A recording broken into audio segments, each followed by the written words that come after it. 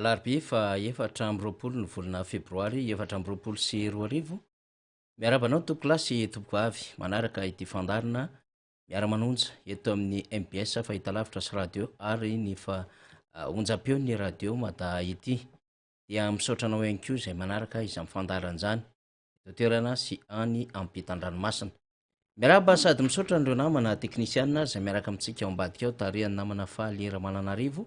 ny namana tanjona ny namana onja izay amin'ny mandrindra ny lafi ny teknika sy ireo teknisianina any amin'ny radio mada ihany koa miaraka amintsika amin'izao fandarana izao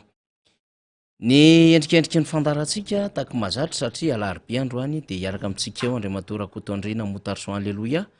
ary hiaraka amintsika ihany koa rehefa avy eo izay anasako anao ny namana Rawily izay ampitarika amin'ny fikambanana Fivato manakambary izay resaka ny amin'ny resaka fitantanan-draharam-panjakana sy manodidina izany sy ny zava-misy ainan'ny firenena amin'ny fiarahamonim-pirenena azy ka dia anasako anareo hanaraka azy mirahalahy ireo zany consultant politique atsika ary mitondra ny fanadihadiana sady mpandraharaha mahafantatra ny tontolo ny arena kibontan sy manodidina ny sehatr'aisam-pirenena i Motarson Rakotoandrina Alleloia ary pahay ny tontolo akapobeany any ambanivolo ny resaka fitsinjaram-pahefana ihany koa ny namantsika Rawily izay mpitarika ny fiarahamonim-pirenena Fivato ifameno zany satria betsaka ny vaovao izay resahana eto fa iresaka kely amintsika ako ny vaovao any Londres rehefa avy eo ny déroulement ny procès na ny fizotra ny fitsarana izay mandeha ihany araka ny fahazoantsika ny vaovao maro samihafa fa eny antenatenany zany fa itony aloha zany satria moa tsika manaraka n'ilay andeha ataontsika hoe fety européana any tandrefana manana an'io koa ny amerikana makalaza ny ty resaka Saint Valentin ty na hoe fety mpifankatia de manararoatra zany ny tenako sy izahay izay ampiara-miasa ato miaraba andreo ampifankatia zany ny mpifankatia moa zany reo izay efa mivady aman-taonany maro reo efa mifamofo ary ireo eo andalany amin'izao fotoana izao dia arabaina avokoa ianareo rehetra reny mba tena haharitra zany ary tena akatsirony zany resaka fifankatiavana izany ary de anome modely ny fiarahamonina ao anatin'ilay ekena ny tontolo mpivavahana sy ny fiarahamonina ny lasy ny vavy izay no arabaina eto tsy miaraba n'le mifanohatra an'izany zahay satria tsy ohatran'izany koa zahay ary tsy de makafy an'izany lafin-javatra mifanohatra am'izany fa dia mpifankatia lasy vavy ny resahany eto aloha zany de arabaina daholo ianareo zany de maharety ho an'izay hoe tena efa tonga ny amin'ny ambony indrindra ianareo dadabe sy bebe tantinina sy tonton dada to sy neny to dada naivo sy neny raivo dada fara sy neny fara de mahafinaritra de mahavitahany am'izay tena dingana lavitra be indrindra de mba hoenaranay aty aoriana zany zay ny amin'iny fa dia makasitraka ho antsika zay mandefa afatra ihany ko frary tsosy fankahirezana anay am'ty fandarana miara-manonja ity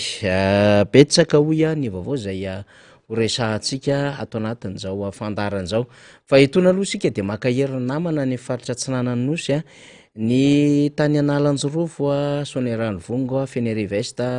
vavatenina sainte marie satria nisy rano be misy nandalo tany mananara marontsetra de tahaka izany any ko zany ny ao atao masonao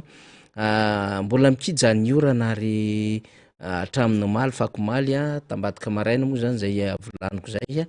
dia rasy de ratsy ny toetrandro fa dia miezaka isika rehetrarehetra moa zany manao ny fiainana sy manao ny fiainana andavanandro satria raha ohatra ka tsy mivoaka ny trano tsy miasa tsy metsika dia somary sahirana ihany amin'ny fiainana vahizo zay efa fantatra fa mafy de mafy zay zakaitsika ka ankahirezana zany ho anareo rehetra zay dibo-drano ho anareo rehetra zay tratry ny vona samy hafa noho zay hoe fahabetrahan'ny rano izay nirotsaka izay dia manana fankahirezana mandrakariva miatrika ny zavatra rehetra satria tsy mora ny lalana zay diavintsika am'izao fotoana izao eny ary miaraba tontomota aloha tafaraka eto indray androany fa 14 volana febroary de miaraba mifaniry miaraba ireo mpanao tsy lazaina ao ambadika ao mikarakara ny fampandehanana izao fandarana izao miaraba ireo olona manaraka ny fandarana na ny eto an-toerana na ny any ampitan-dranomasina dia salama aby tsika rehetra ho tahin'Andriamanitra nisy nandefa afatra taty amintsika tontomotany amina hoe mba hitondranareo fanazavana ny fionana tampony zay hivoahany fitondram-panjakana tahaka ny andehana ny filohan'ny repoblika ny Dubai manalika ny sommet mondial des gouvernements hoe inona moa zany hoe sommet zany na hoe fionana tampony ary inona moa tony hoe sommet mondial des gouvernements itony de nisy ny teny taminareo hoe raha tsy diso zay to efa nisy koa fivoahana nataony mpikambina anivon'ny gouvernementa nanatrika sommet na fionana tampony Italie sy Afrika misy mametraka fanontaniantsika de hoe mitondra inona ho an'ny Madagasikara mitondra inona am'lay fandrosoan'lay firenena ny fanatrehana lay fionana tampony lehibe tahaka ireny misy fionana tampony zay efa mahazatra ohatra zany ny sommet amina COP 28 ohatra farany teo tany Dubai tamin'ny novembre sy décembre reny zany sommet efa mahazatra matoa zany misy ny COP 28 de efa misy ny COP 27 26 25 24 23 22 sy ny sisa zany zay efa nisy teto ambonin'ny tany izy io moa zany de fionana tampony momba ny tontolo iainana fa misy manontany ihany koa nge de nisy koa nge ny sommet zay nandraisa ny fitondram-panjakana andraikitra ary mpikambina anatin'ny gouvernementa no nandray anjara tam'zany dia un sommet pour la transformation de l'éducation ohatra de misy ireo sommet ihany koa zay niaona ny Russie sy Afrika de misy ny sommet ihany koa niaona ny Chine sy Afrika de misy ny sommet any Japon sy Afrika de misy ny sommet zany Madagasikara misy an'le France Afrika de misy ihany koa ny fionana ho an'ny Madagasikara tamin'ny mandahan'ny Rajoelina teo aloha teo ny hoe fionan'ny Medef mpandrara zay tany frantsa tany zany de fionana amin'ny mpandrara frantsay marokana ihany koa efa nisy mpandrara ezipsiana ihany koa efa nisy fionana daholo zany misy ny fionana tampony misy ny fionany fandrarana amina firenena anankiray de mahazo vanina am'zany ohatra i Madagasikara fanontaniana marobe satria ianareo mametraka fanontaniana ohatra ihany koa efa nisy ny fionana lehibe tany Côte d'Ivoire tany nandray anjara tam'zany Madagasikara ary akoatran'le hoe sommet zay organisé ny eo anivon'ny Banque mondiale sy ny FMI zay ratsana eo anivon'ny firenena mikambana de rariny sitsiny raha ohatra ka hitondra fanazavantsika tontomotany amina hoe mitondra tombotsoa makaiza sy makaiza ny lalan'zany fionana tampony zany na izany sommet zany de aleo angambany izay nanomboatsika azy Andriamato Arakoto Andrina motarso aleloia na itontomota eny ary faniry ny zavatra hita teny amin'ny serasera isan-karazany a de zao hoe io a fionana tampony ho an'ny mpitondra gouvernemanta zany a tany a Dobay io dia nandeha délégation nandefa délégation tany a Madagasikara ny tarihan'ny filoham-pirenena ary de délégation maromaro mihitsy no nandeha. Ny zavatra marihana nefa ety am-piandohana ireo firenendehibe zay afaka mamatsy vola ny tetikasa maro samihafa tsy misy anina raha Inde moa efa tafiditra ao anatin'ny firenena anisan'ny lehibe matanjaka mihitsy ny firoborobon'ny toe-karena ankehitriny a izy zao no any izy no tena atao hoe mpitarika any ary ny zavatra voavaky tany anatin'ny serasera de zao hoe andray fitenenana ny filohan'ny repoblika amin'ny Madagasikara tsy tadidiko izay na maly na androany misy kabary ho ataony zany dia misy koa ny fiaonana manokana izay atao etseroa ohatran'ny hoe hifanaovana amin'ny mpitarika firenena mety hoe prime ministre na président na institution any amin'le firenena samihafa iona aminy relation bilatérale mihitsy moa zany zay fa zao dia mety isy araky ny zavatra voavaky tany anatin'ny lahatsoratra maro samihafa mety isy a MOU moa filaza azy hoe memorandum of understanding mba ohatran'ny hoe taratasy ifanaovana fanamaritana ny hoe faniriana iara-iasa eo amin'ny rotota. Ity MOU ity de oka ho lazaina aloha fa raha misy société anankiray ohatra eo amin'ny lafin'ny société ny tenenitsika société any Mahajanga eto Antananarivo maniry iara-iasa reo fetim-boany niona aloha de manao an'izay MOU zay zany a efa mahazatra ny olona rehetra zay rehefa amin'ny société de zay mifanoratra an'izay izy de aveo samy mikarakara ny teknisianina hoe ahoana ny atongavana any amin'le fanarahana fa ity moa gouvernemanta de tonga zany de ny any etapiny any no mikarakara anjaran'ireo ministra sy ny délégation no mikarakara manohy an'izay atongavana amin'ny hoe ahoana ny tena fiaraha-miasa fa ny zavatra voamarika ange de zao hoe araky ny tenen'ny faniry teo betsaka ireo a fionana atapony efa natreny filoha malagasy sy ny délégation maro no entiny rehefa amindreny satria maro foana miaraka aminy a misy ministra 3 efatra akoatrany any de zao akoatran'ireo SG directeur sy orfanily lehibiana organisme rattaché zany miaraka any daholo zany ireo ohatr' zao koa moa zany ny olona ao anatin'ny fanjakana nge mba maniry hoe ao anatin'le délégation de mba metsena kely de ohatrohatr' zay de lasa fianoatra reny fa ny fanontaniana mipetraka amintsika vahoaka tondra inona ho an'ny Madagasikara ny fanatrehana ny reny fionana tapony a samy hafa tany ivelany reny valiny atreto a tsy nitondra aloha fahitako azy fanirina fotsiny fanirina zay mihitsy moa le MOU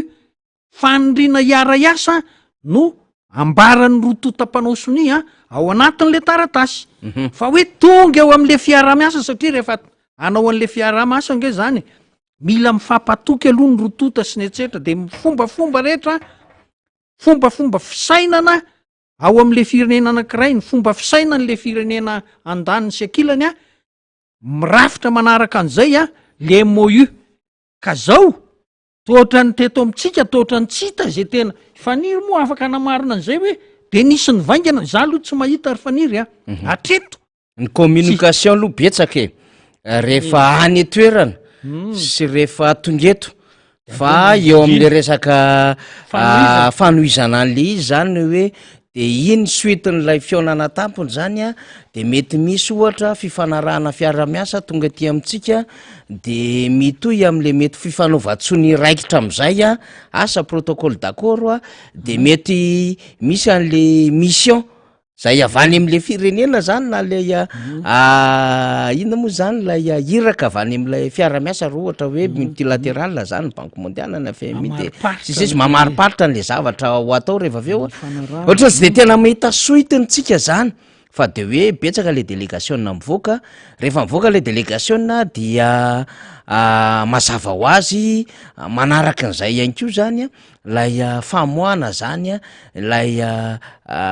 filana ao anatin'ny kitapom-bolam-panjakana ary ny olona mivoaka am'ireny amina hoe iraka mission officielle de mahazo PRDM zany hoe mahazo indemnité zany mazava ho azy ary rehefa atao l izy a de amy vola vahiny lay fivoana zany de mikoty nisan'ny andro de nisan'ny olona de midéplacement mazava ho azy de alasarge amy fanjakana mazava ho azy am'izay ny resaka inona moa zany restauration sy ny fiatranona sy ny retrarehetra ao anatin'zany a zany a tsy hoe inona kory ny tanysaitsika zany fa manoloana satria ho resantsika rehefa aveo le tena hoe bankropta le fanjakana manoloana n'lay hoe lalana diavin'le firenena no antony mahatonga zany fa nitady avitsika de zao itontomota hoe efa nisy ve fiantraikany de samy mametraka fanontaniantsika tsy mbola nahita aloha tsika zany tsy mbola nandre tena araky ny tenen'ny faniry hoe ny fomba filazana n'le vaovao a rehefa vita sonily any nanao soniana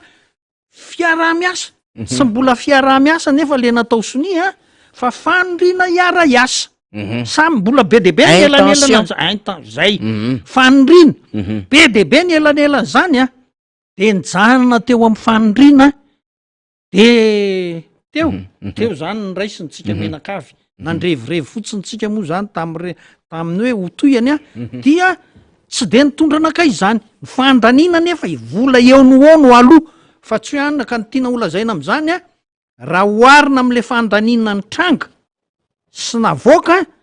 le zavatra noraisina avy tany am'ireny a fiaonana tampony samy hafy reny a de engane zay sy fanirika ho diso fa ho avy ry zareo hanao fanambarana hoe tiara ny zavatra ny tranga miaraka amy zavatra tetika asa be efa bien ficelé a ho aseho aminareo fa rehefa tsy zay a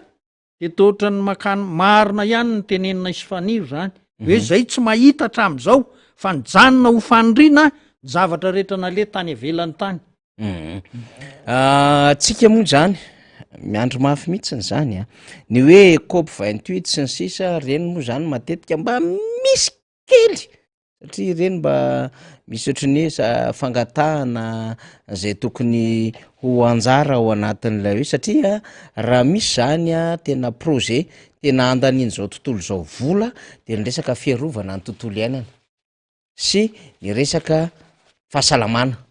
fa eo ihany ko zany a ny resaka angovo sy ny resaka fitaovam-piadiana zany indostrie mandeha be eto ambonin'ny tany ny resaka angovo industrialisation sy ny resaka fitaovam-piadiana zany fa raha ny projet andaniny zao tontolo zao vola de ny resaka environnement sy ny resaka santé zany eny mety misy kely ihany amina hoe de misy lela vola ohatran'izao omanina mba ahafahana manao ohatran'izao fa ela li izy vo tonga satria io koa miankina ny bonne gouvernance sy nylay initiative an'le pays zany a zay mety vosikajy andray anatin'izany fa tafiditra ao anatin'le critera na masotsivana ihany ko tontomota ny situation économique an'le firenena anankiray ka misy fiantraika an'le izy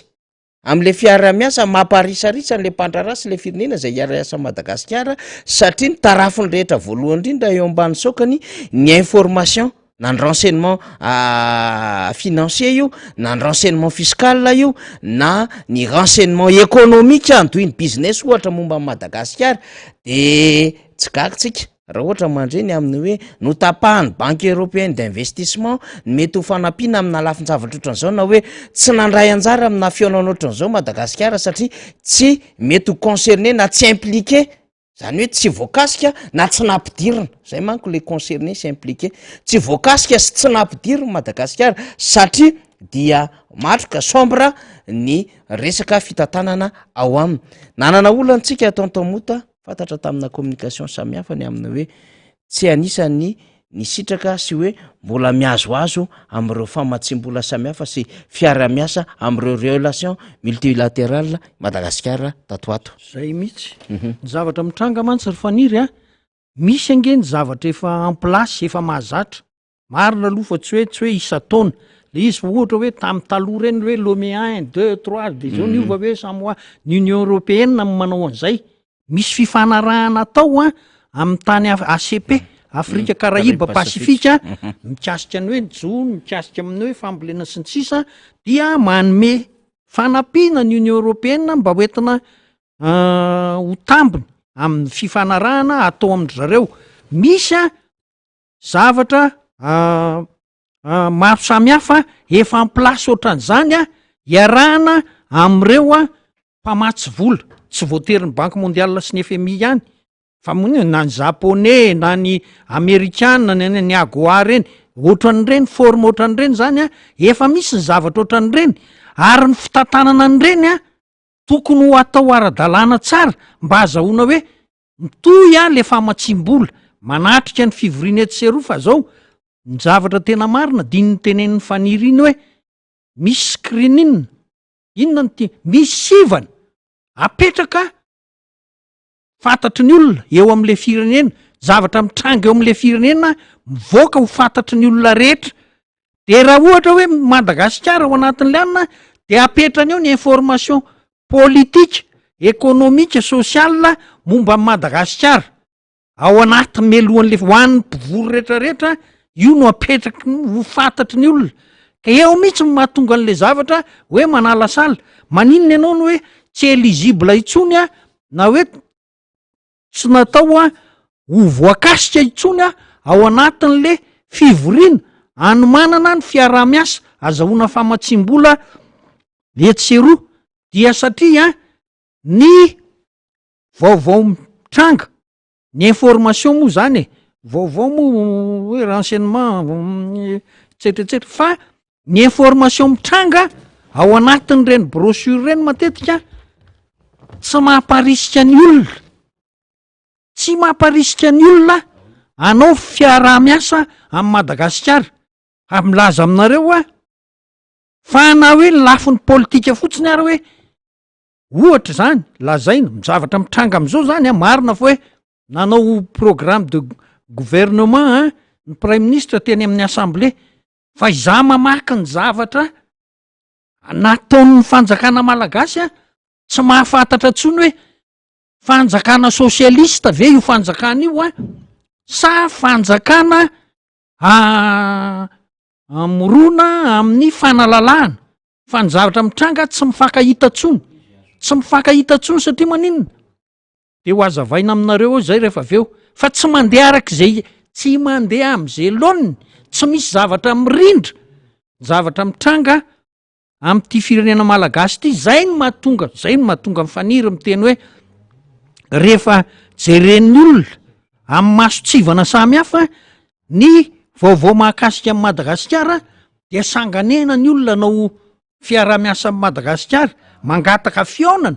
mangataka fionana ny délégationna malagasy hoe iona amin'ny délégation tena malaza moa zany de zao hoe iona amin'ny prime ministre indiana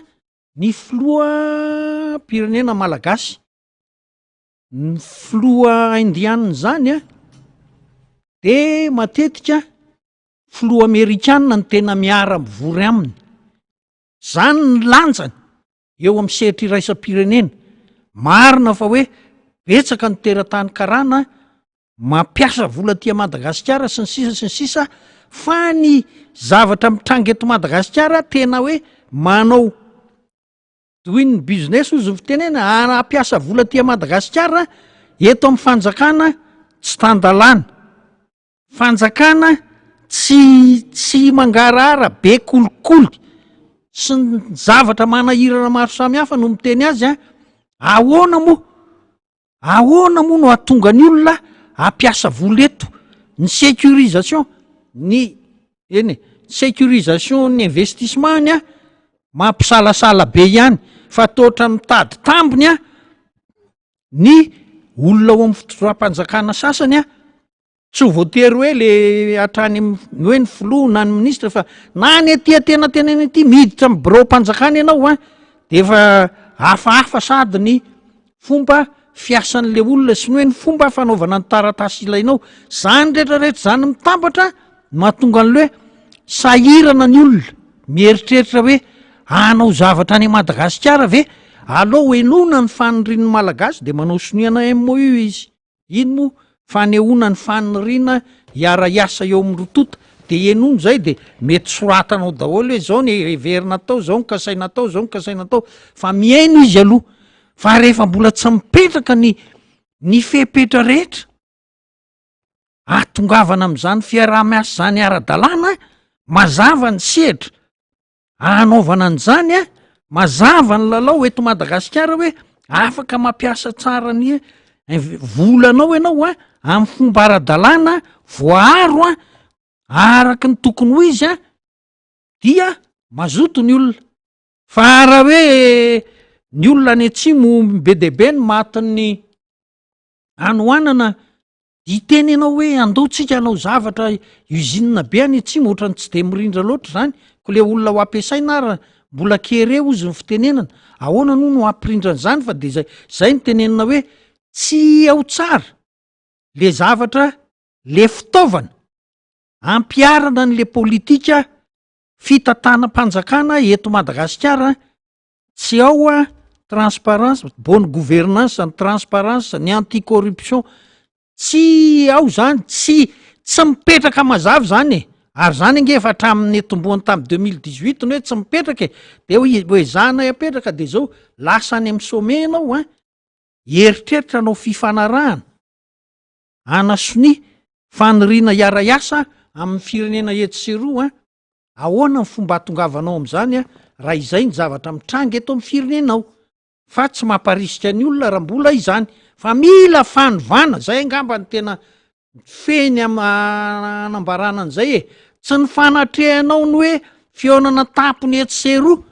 no hitondra zavatra ho anao fa ny fionana tampony ange taloha ange fa nisy hoe milliard de dollars ny resaka tany a zao na 2 millions de dollars raha to tsy nisy hatram'izay ka tsy ny filazana an'izany no hoe mahatonga an'le hoe de iva ny olana araboly eto amintsika tsy zany petraka tsara aloha le fanjakana malagasy hoe tena fanjakana io manara-dalàna io mijery ny vahoakana io mazava io tsisy kolikoly zany rehetrarehetra zany no ilaina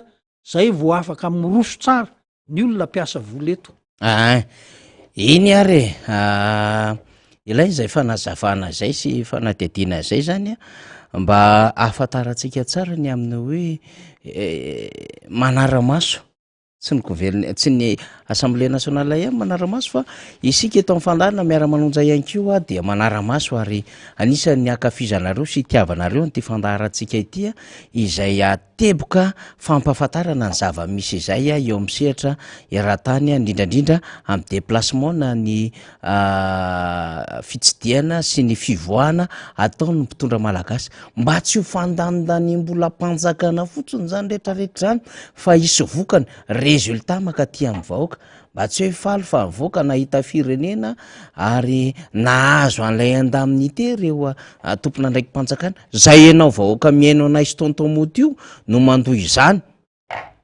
de omenay ianao zany ny zavatra tsara ho fantatra omby izany raha izany ivadika amin'ny resaka romi randrianarsoa zany satria adevitra be izy io zany a de efa andray herinandro zany ny adevitra momba ny fitoam-pitsarana azy any ivelany any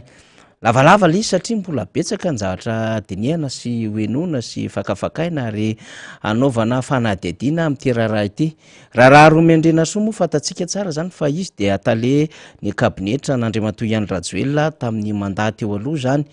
dia tany amin'ny volana o 13 izy no tratra tany Londres niaraka amin'ny mpiara-miasa amin'ny Philippe Tabito zay vombara zany fa nanao kolikoly ary nanao fangataham-bola manodidina ny $300,000 sy ny azona mandray anjara ao anatin'ny orinasa ho 5 isanjato zany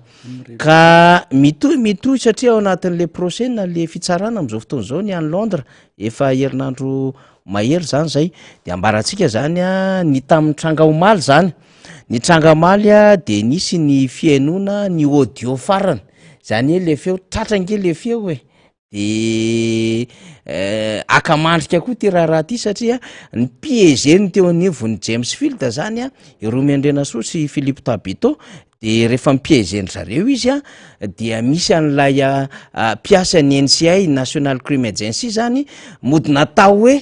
mpiasan'ny James Field fa io zany de efa eo anivon'ny NCI polisy io zany nanao infiltration napresahana tamin'izy ireo satria efa fantatra tany aloha tany de nisy ny intention hanao corruption izy menadar io Romy Andrianarsoa sy Philippe Tapito de mipiezeny teo anivon'ny James Field zany dia efa tsy mpiasan'ny James Field io fa NCI polisy io nyresaka tamin-drareo naharitraritra io verimberina un certain Charles ny anarany de omaly zany nisy ny fianona zany ny audio farany zay misy ny fanolorany James Field Ruby satria sakizay zany tambilizy hoe Ruby no menany zareo aloha voalohany indrindra vato sarobidy Ruby avy aty Madagasikara ihany zany de procureur moa zany nanao fanazavana raha na fianona le audio satria rehefa nanazava de nenona le audio dia izay ny tanterahana omaly maraina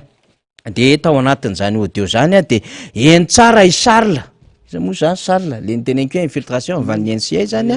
namandrika mpiasa ny NCI izy fa namandrika Azmenada teo zany manontany mbetsaka izy ny hoe maninona ny tsy ampiaonareo mivatana amin'ny filohan'ny Republique za i Charles io zany de tam'izany fotoanan'izany zany dia mamaly zay manazava tsara ny detay zany Romy Andrianarsoa zay milaza fa sarotra ny miaona amin'ny président satria période électorale zao dia isy ny propagande sy ny fifidianana fa rehefa afaka telo volana hoy Romy Andrianarsoa zany tao anatin'le feonenona dia zay vao afaka miresaka ny filohan'ny Republique zay zany anisan'ny information tsara ho fantatsika zany tao anatin'ilay hoe mba azotsika zany en exclusivité ny amin'ny ahoana ny fizotrony sy ny déroulement ny zavatra tany zany de mba misy zavatra nenontsika etra zany hoe efa sura zany romy tany fa raha mandeha fifidianana filohan'ny Republique io andeha propagande ninina ady taty tamin'ny collectif de candidats de ho lany Rajoelina rasy aloha mbola adevitra hafandray zany adevitra hafandray zany tontomota raha fianona ny Romivo zany de anisany tena fenovo tena ilaitsika zay amin'ny fomba fanaovana politika zany de le izy moa zany raha en général dia fianona zany tokony natao tamin'ny herinandro ty fianona azy kanefa le izy zany mbola le fianona an'le audio zany le feo zany no natao zany nandritran'izay adevitra izay de anarahana fanontaniana maro napetraky ny mpisolo vava Andramatoa Romy zany zay antsasainko ny tena andalana teny amin'ny adevitra rehetra zany ahafahany manao ny défense an'le olona rovana de iza moa zany fanontaniany kabinetra teo aloha zany de anisan'ny fanontaniana mipetraka tamin'ny Charles zao ohatra ny amina hoe nahoana ianao no manery mafy any Romy amin'ny transaction nefa ianao tsy mpiasan'ny James Field de zao no nambaran'ny Charles tamin'izay hoe satria ozy izy asako zany satria tsy misy ahafahana mamandrika azy amin'ny kolokolo zay saika nataony ratsy ny fandriana izy raha bengy izy ty re olona satria efa fantatra fa nisy fikasana ary zay mihitsy le anton'le fiaonana sesesy haka pot de vin zany hoe anao kolokolo am'le James Field teo ho tambony le droit d'exploitation am'le James Field eto Madagasikara fa betraka moa zany le izy ny zava-misy tao anatin'izay de raha ny fanazavany Ramatoa Romy matetetika averimberiny rehefa anontaniany Charles izy ao anatin'le feo zany de hoe inona ny antony tsy ampiaonanao président aminay de hoe resaka élection lazainy fa aorianan'le fahalaniny président de miverimberina amitsika foana zay zavatra zay zany tsy maintsy zava-dehibe fa na de zany ara nisy fomba nambaran'ny Ramatoa Romy zay voaraintsika zany anatin'ilay zay manaraka an'le raharaany aminy hoe tena mazava-dehibe azy misy fanononany karazana orinasa marobe zay efa nanaovany négociation samy hafa ihany koa zany taty Madagasikara amina grande mine io tontomota ary ao anatin'izay de hoe nambarany fa efa zatra raha izy amina fanelalenalana ary tsy misy afa-tsy ry zareo no tetezana ahafahana manao exploitation aty Madagasikara de tao anatin'izay le hoe manonona société maromaro izy nataony ohatra tam'izany tsika tsy hitanisa am'izay société maromaro zay fa James Field aloha nresahantsika dikan'izay zany reto olo reto de efa fatrapanao zavatra ary reto olo reo de mieritreritra fa hoe izy tokoa le manana influence lay akaiky ny filohan'ny repoblika de izy mipaona tetezana ahafahana manery an'le filohan'ny repoblika sy mampanaiky an'le filohan'ny repoblika ary mitondra andreo karazana orinasa maro be zay azo akany zareo tombony akany zareo sitraka zay vao a mahazo am'izay tokony droit ahafahana miasa eto Madagasikara. De tam'ty raharaha ty moa akoatrin'le raharaha mbola fatatsika zany sy le resaka hoe vola $300,000 sy le hoe inona le 5% na participation de misy resaka rubus zany tam'ty zany hoe rubus izy ngiasarla no omenay anareo aloha hanombohana ny contrat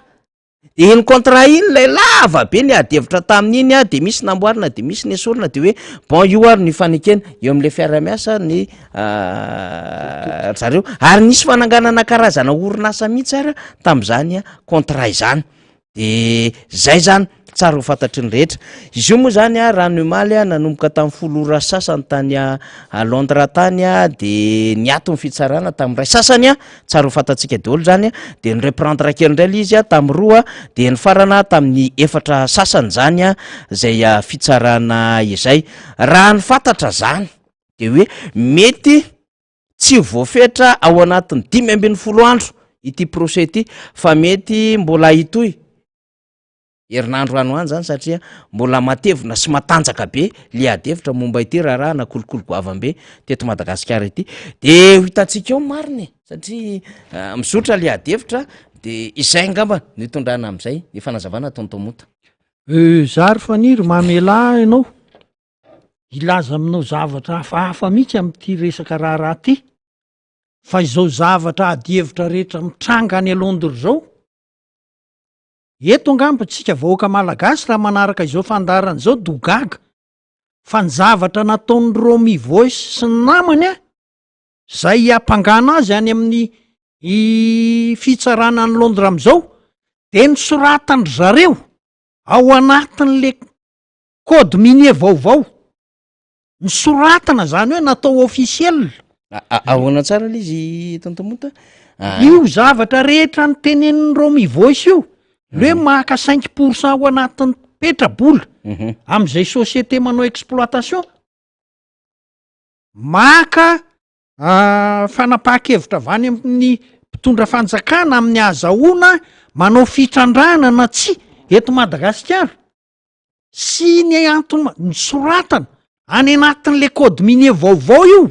zany hoe lasa legal zany a lasa ara-dalàna zany a io zavatra nataon'ny Romy Voice io raha ny code minier vaovao fa mbola tsy lany moa le code minier tam'izany fotoana dia tsy araky ny tokony ho izy ny zavatra nataony a Romy Voice fa ny zavatra nitranga ao am'le code minier vaovao de zao hoe maafaka tsy hoe afaka mahazo 10,000 ny petrabola ny fanjakana malagasy ny eta malagasy efa fahiny efa tamin'ny taona 10 zany mantsy a nefa nisy adevitra be hoe an'ny fanjakana ve ny arenakibony tany a sa ny firenena adevitra be zany teo amin'ny mpanao vato tam'izany fotoana zany a satria mahatonga an'izany de zao hoe ile hoe fanjakana malagasy a tsy voapetraka araky ny tokony ho izy a mety hoe raha koto ny soratany eo na arabe na organisme samy hafa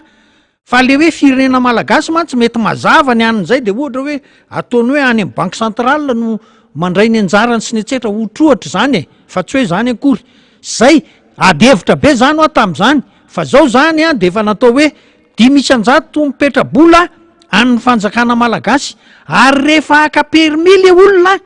de manao fangatahana izy a de zao azo ny mpitondra fanjakana ho laviny io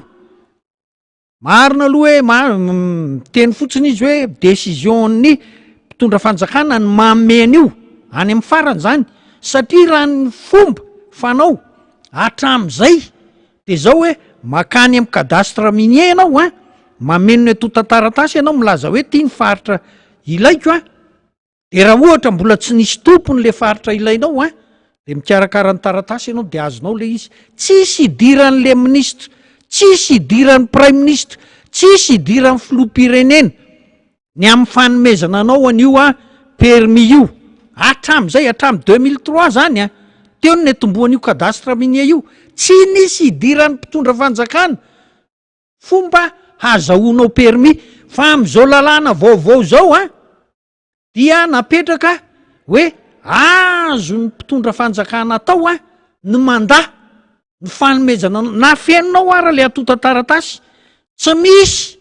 olona miasa eo amin'le toerana ianao mahita zay mety mahasoanao eo amin'le toerana fa zao azo ny mpitondra fanjakana lavina ny manome anao an'io izy moa marina fa tsy mananina hoe tsy nataony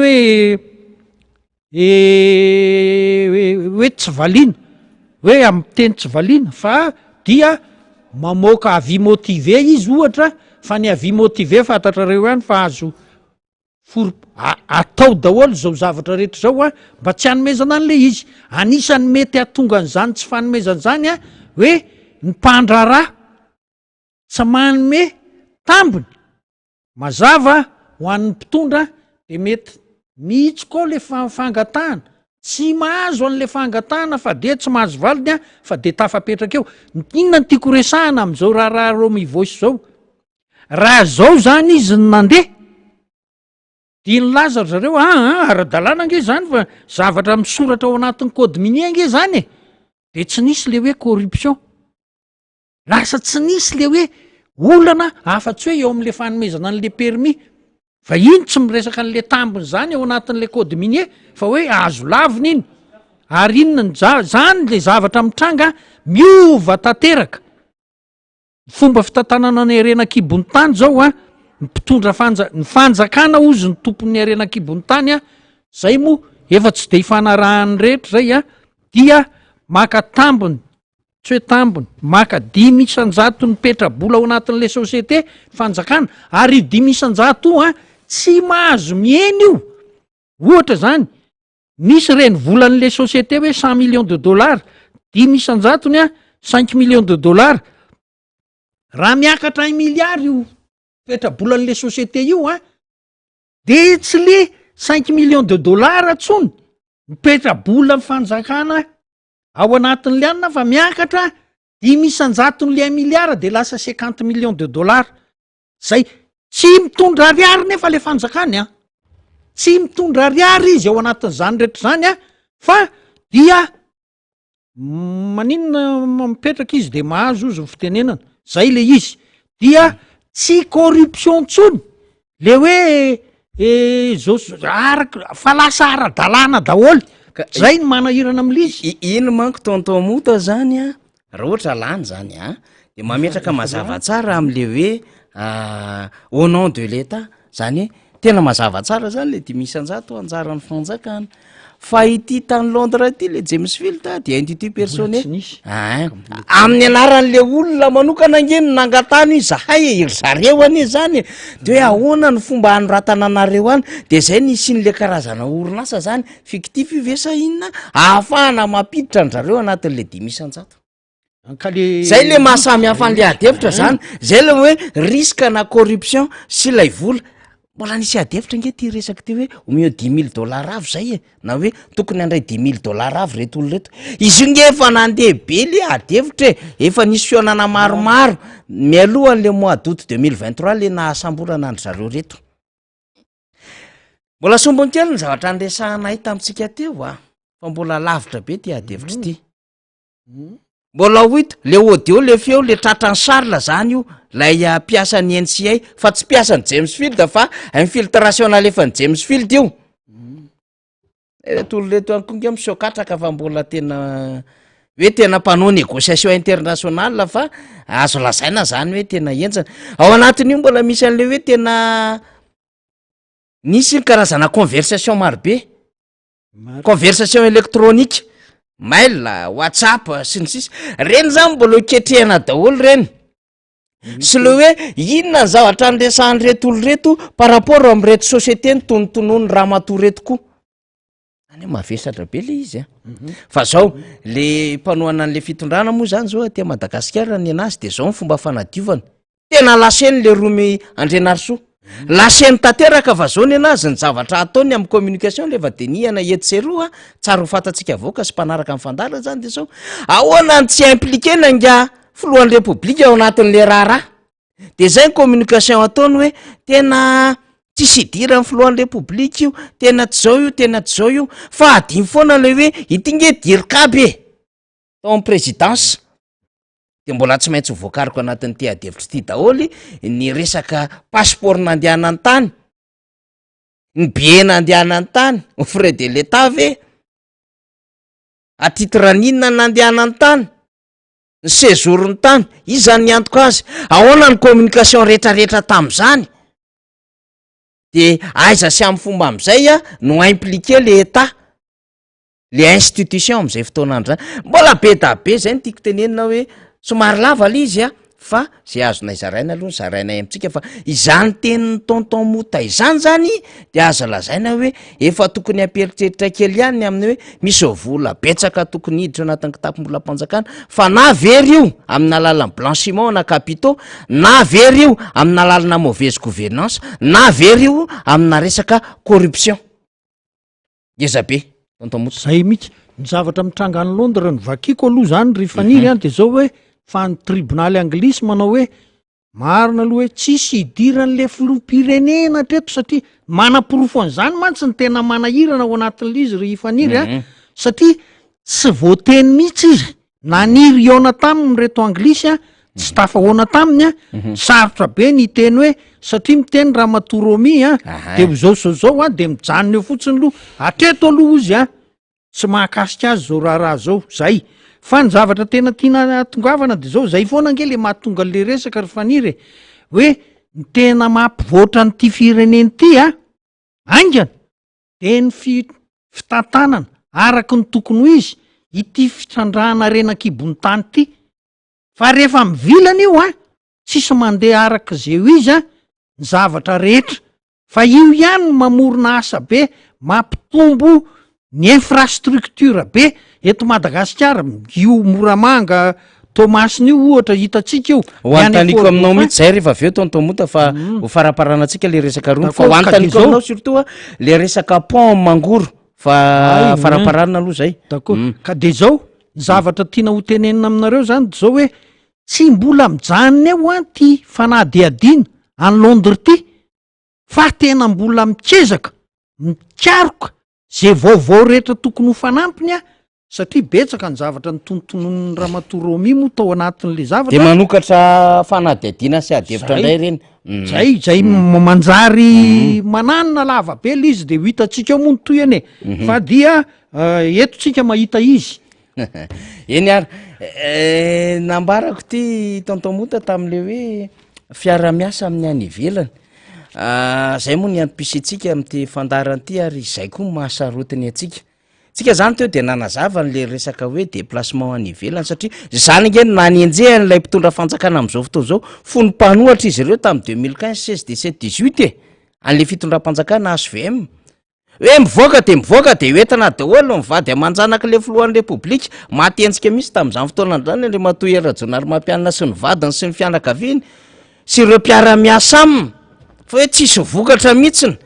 de manao fihetsiketsehana marobe sy karazana fitokanana sy fandaniam-bola marobe de ohatrinona vidina oviva ray de tsy maintsy ny orinasa zao ve ny traiteur de tsy maintsy fandoavam-bola ohatrin' zao ve ny lanina ao anatin'izany nefa rehefa mijery ianao zany am'izao fotoana zao de tena fandaniam-bola miopapana ny ataon'le fitondram-panjakana amin'ny alalan'ny fitokanan-javatra eto seroa zay le fitokanana ary ny tena fandaniam-bola be mihoatra ny lay vola lany tam'lay asa natao na foto-drafitra asa natao zany hoe le volan'le réalisation le foto-drafitra asa zany kely mihoatra ny lay vola fandaniana am'lay inauguration de tairitsika sy foazitsika zany hoe tazomy ny teninareo nareo nanohatra n'le fanjakana tam'izany fotoana zany ny tianinareo fa manao fandaniam-bola miopapana am'ireny fivoahana sy resaka fihetsiketsehana samy hafa ireny de ity koa mina efa misy fivoahana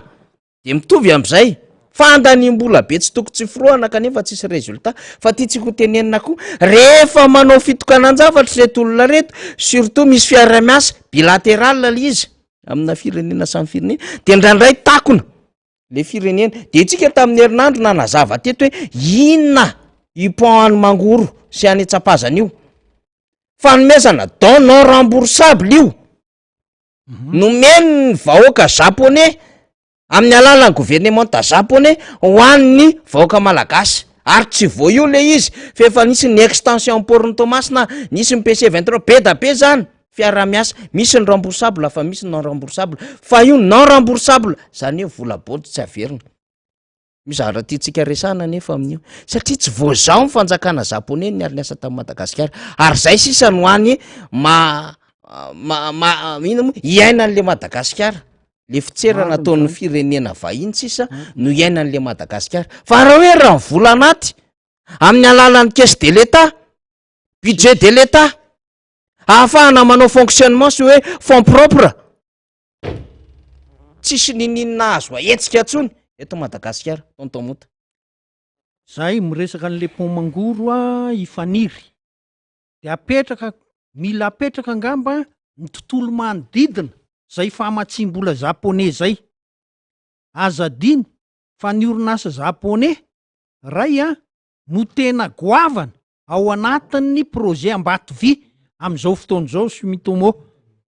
izy ny tena lehibe ao anatin'io ary dia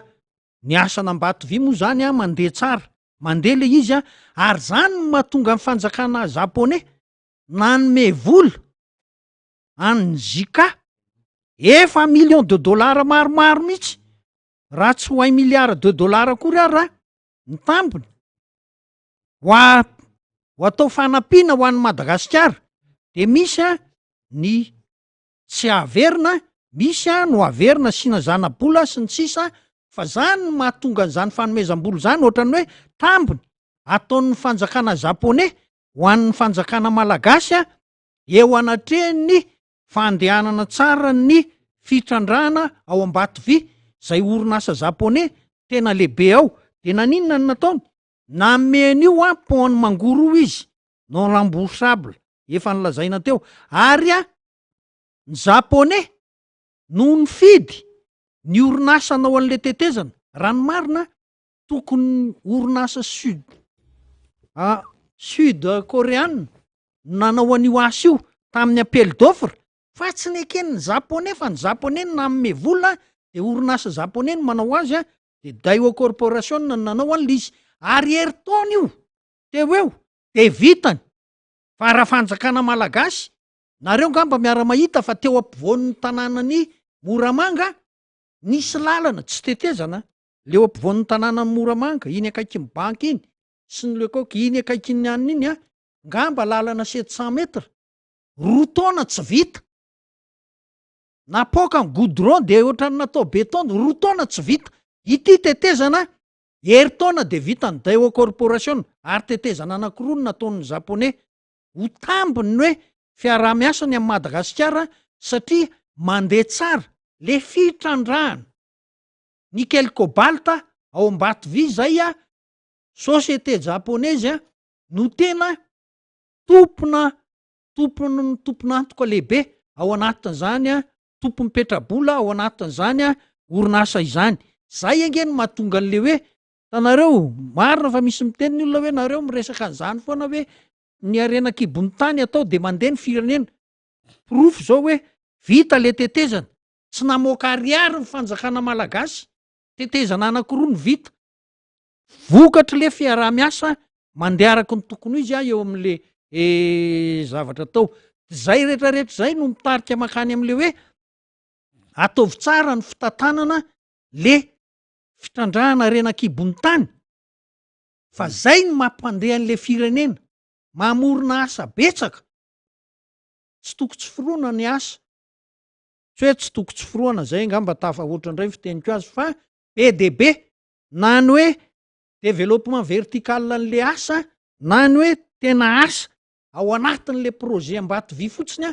de be ary ny ova be mihitsy le tanànany Moramanga sy tanànany Tomasina iny anaty ala ny anina rehetra ilany atsinanana rehetra iny misy lalambe mihitsy any anaty nampiova tanteraka ny fiainan'le olona ny anatiny any ka ny tiana morezana de zao todra fampandrosoana ho an'le firenena ireny fitrandrahany reny rehefa atao araky ny tokony ho izy ary mora avitana fifanarahana rehefa mifanaja ny rotota fanatrika miaraka manao araky ny tokony ho izy de nahazo tetezana ianao sy apikelan'le si tontomota sy ilay mpamatsy vola mivatana no misafidy an'le orinasa anao an'le asa sy manara-maso an'le asa zay mihitsy le fa raha ohatra ka le mpitondra fanjakana de sady manify le asa no ela be mitarazoka no taraiky be amin'ny lafin-javatra manontolo indrindrandrindra eo am'le resaka fahazona n'le marshe sy ny akamakama aoka re tompoko fa tsy ho resahako ny am'izany ka hitanareo miverina satria miresaka le arenakibony tany a reo orinasany teneniny romi tany alondra hoe zao ianina tsy hanonona an'izany motsika fa raha ny zavatra hitatsika nisy de nandenakaiza moa zany zao reny orinasy reny satria zao ny olona rehefa terenao ame vola oatra reny a de mailo le olona matahotra le olona hoe raha anao an'ity ndray ve zao zay de akana vola de na izy amoaka vola ary a matahotra ny amoaka vola so de hotakina tambony ndray izy zany tsy mampandeha an'le izy reny tetikasa any andrefa ny ilany andrefa ny Madagasikara reny tsy hita zay nefa rany tsy hita ka fitakim-bola ny mandeha meloha zay mihitsy le izy ity resaka mbaty vity a teo amin'ny andro filora valomanana io tsy hoe fanirina tehitenen'le izy fa tehiteniny marina fotsiny zao ny lalàna mahazo permis nareo a mahazo permis d'exploitation ataovy a ny étude environnementale ny fetraikany eo amin'ny tontolo iainana taty amy 2008 zany nanomboka vita miasa izy zay rehefa mandeha le asa afaka mifanaro ahoana kosa raha mbany Madagasikara zay nge tsotsotra kokoa zay fa ity le hoe aiza vola mialohan'le zavatra safe le olona matahotra ny anao ametraka vola araky ny tokony ho izy a zao nge minina fitrandrahana renakibony tany a no tetikasa be riska indrindra atahorana anariana vola eto ambonin'ny tany zany fa tsy hoe eto Madagasikara na misy corruption na tsisy corruption satria zao tsy fantatra ao zay ao ambanin'ny tany ao a mangady ianao rehefa aveo a tsy araky le fanady adina hita taty am-piandohana le zavatra mitranga fa tsy araky ny natenaina ny zavatra valy ny hita de lasa zay le riska fa rehefa mandeha araky ny tokony ho izy le izy a de mahafaly tokoa ary de mahatretritra manana tetikasa ohatran'io de niara amarantsika tontomota de mino fa voarainao nanaraka ty fandaran'ity tao anatin'izay adiny ray ny raha nandrakotoandrina motarson alleloia zay a ny fanazava-kevitra raha teknika sy zay tsara ho fatatsika eo amin'ny raharaha sy ny fiainana sy ny fifandraisany Madagasikara amy sehatra iraisam-penena araka indray amin'ny herinandro io tontomota mino fa efa mivoatra indray satria tamin'ny herinandro any nge tsika miteny hivoatra io resaka Romaindrenarso io efa mivoatra izy io satria miezaky mitondritsika mbola fiainona au lieu de tokony miaino an'ny rombo zany a de miaino an'le audio aloha zany ny tena natao ary lava fiainona an'le audio a satria tratra le izy nge tam'le conversation de mpiezeny Charles le ranga le mpiasan'ny NCA zany izy fa de zay zany tontomota mialoha ny dirany Andriamato Rawily afatrafatra napetraky ny filomarika Ravalomanana satria raha pitso zany 15 volana febroary ny tapitra ny fisoratana anarana ao anatin'le listre mifidy a de manafatrafatra foana ny filomarika Ravalomanana zany ho atsika olom-pirenena mba andehanantsika makeny amin'ny fokotany am'ty resaka fividianan'ity satria zava-dehibe zay ngamba mamarana azy ho any tontomota fa andefa n'lay afatra ny filomarika Ravalomanana antsika de andray any Rawily rehefa aveo zay mpitarika ny fivato miomana ihany koa nareo any amin'ny faritra rehetrarehetra any zay misy ny fivato sy zay hanaraka ny rahalahy satria ozy nareo rehefa ho avy eo nge Rawily de iataky ndray zany ny système eto Madagasikara fa rehefa miataky izy de manome solution raha tontomota eny ary dia zay moa zany no anjara no raisiko teto am'ty fandaran'ity fa marina ny faniry a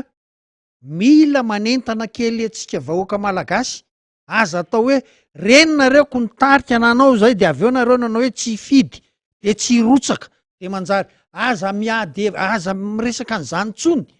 fa ity fifidianana solom-bavambahoaka ity a de anisany lalana anankiray lehibe azahoana mifehany io fitondram-panjakana malagasy io ka zao mila mifanentantsika isa tokantrano mpifanolo-bodyrindrina isoratra anarana eny amin'ny fokotany a dia anentana ny fianakaviana koa amin'ny manaraka tsika manao hoe zao ny eritreretin'nyretolony reto a oentina angala bato de oentitsika am'izay il izy a fa de mametraka ny velo mafinaritra ho atsika menakavy mandra-peona tompoko eny ary ya de tonga de alefantsika aloha zany faly a manongilatsofony nareo isatokantrano any a isika olo-pirenena ny any anjorobe ny any andramasina ny any ambohidratrimy rehetrarehetra iny a ny any a boribory tamin'ny fahadimy boribory tamin'ny faefatra ny any manjakandrina ianareo any tomasina mahajanga antso hoe morondava antserabe rehetrarehetra manakara fianaratsotoly mbositra zay mandray an'ty fandaran'tya hiaino ny toromarika faraparana zay meny filomarika ravalomanana zany de mandray a monsieur raha oilitsika rehefa avy eo dao rafaly ifarana ny alakamisy fa 5 ny volana febroary ho avy izao ny fanavozana isan-taona ny lisy-pifidianana na ilay atao hoe ral izany hoe manana 3 andro ny olo-pirenena tsirairay feno 20 taona miakatra manana kara-panondro anoratra ny anarany ao anatin'ny lisy-pifidianana raha mbola tsy tafiditra mbola mananjoa anamarina ny anarany anaty lisy-pifidianana ihany koa ireo zay efa nanao izany tany aloha androany tonga nanao izay zo sy adidy amin'ny maha olo-pirenena azy izay teny amin'ny fokotany faravohitra ny flo marika ravalomanana tao ny anarany ary tsy nisy diso ny mombamomba azy tao ihany koa ny anarany vady aman-janany raha toka vao nisoratana androany ny anarany zafikely ny noa ravalomanana izay voafeno 20 taona manana marika teraka tamin'ny 12-12-49 erikasina mbo malaza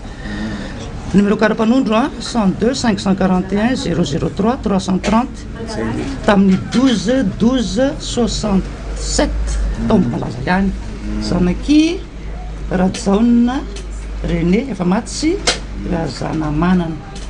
petraka ao amin'ny loaset faravohatra tsisy diso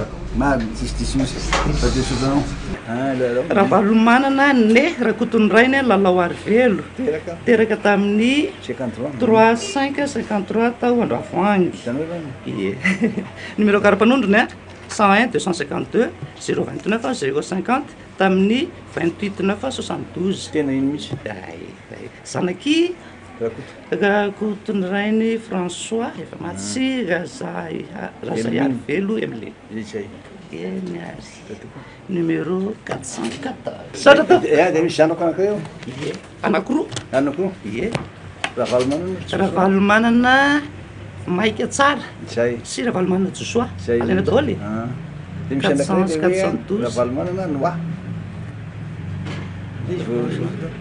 so de feno 20 taona 20 taona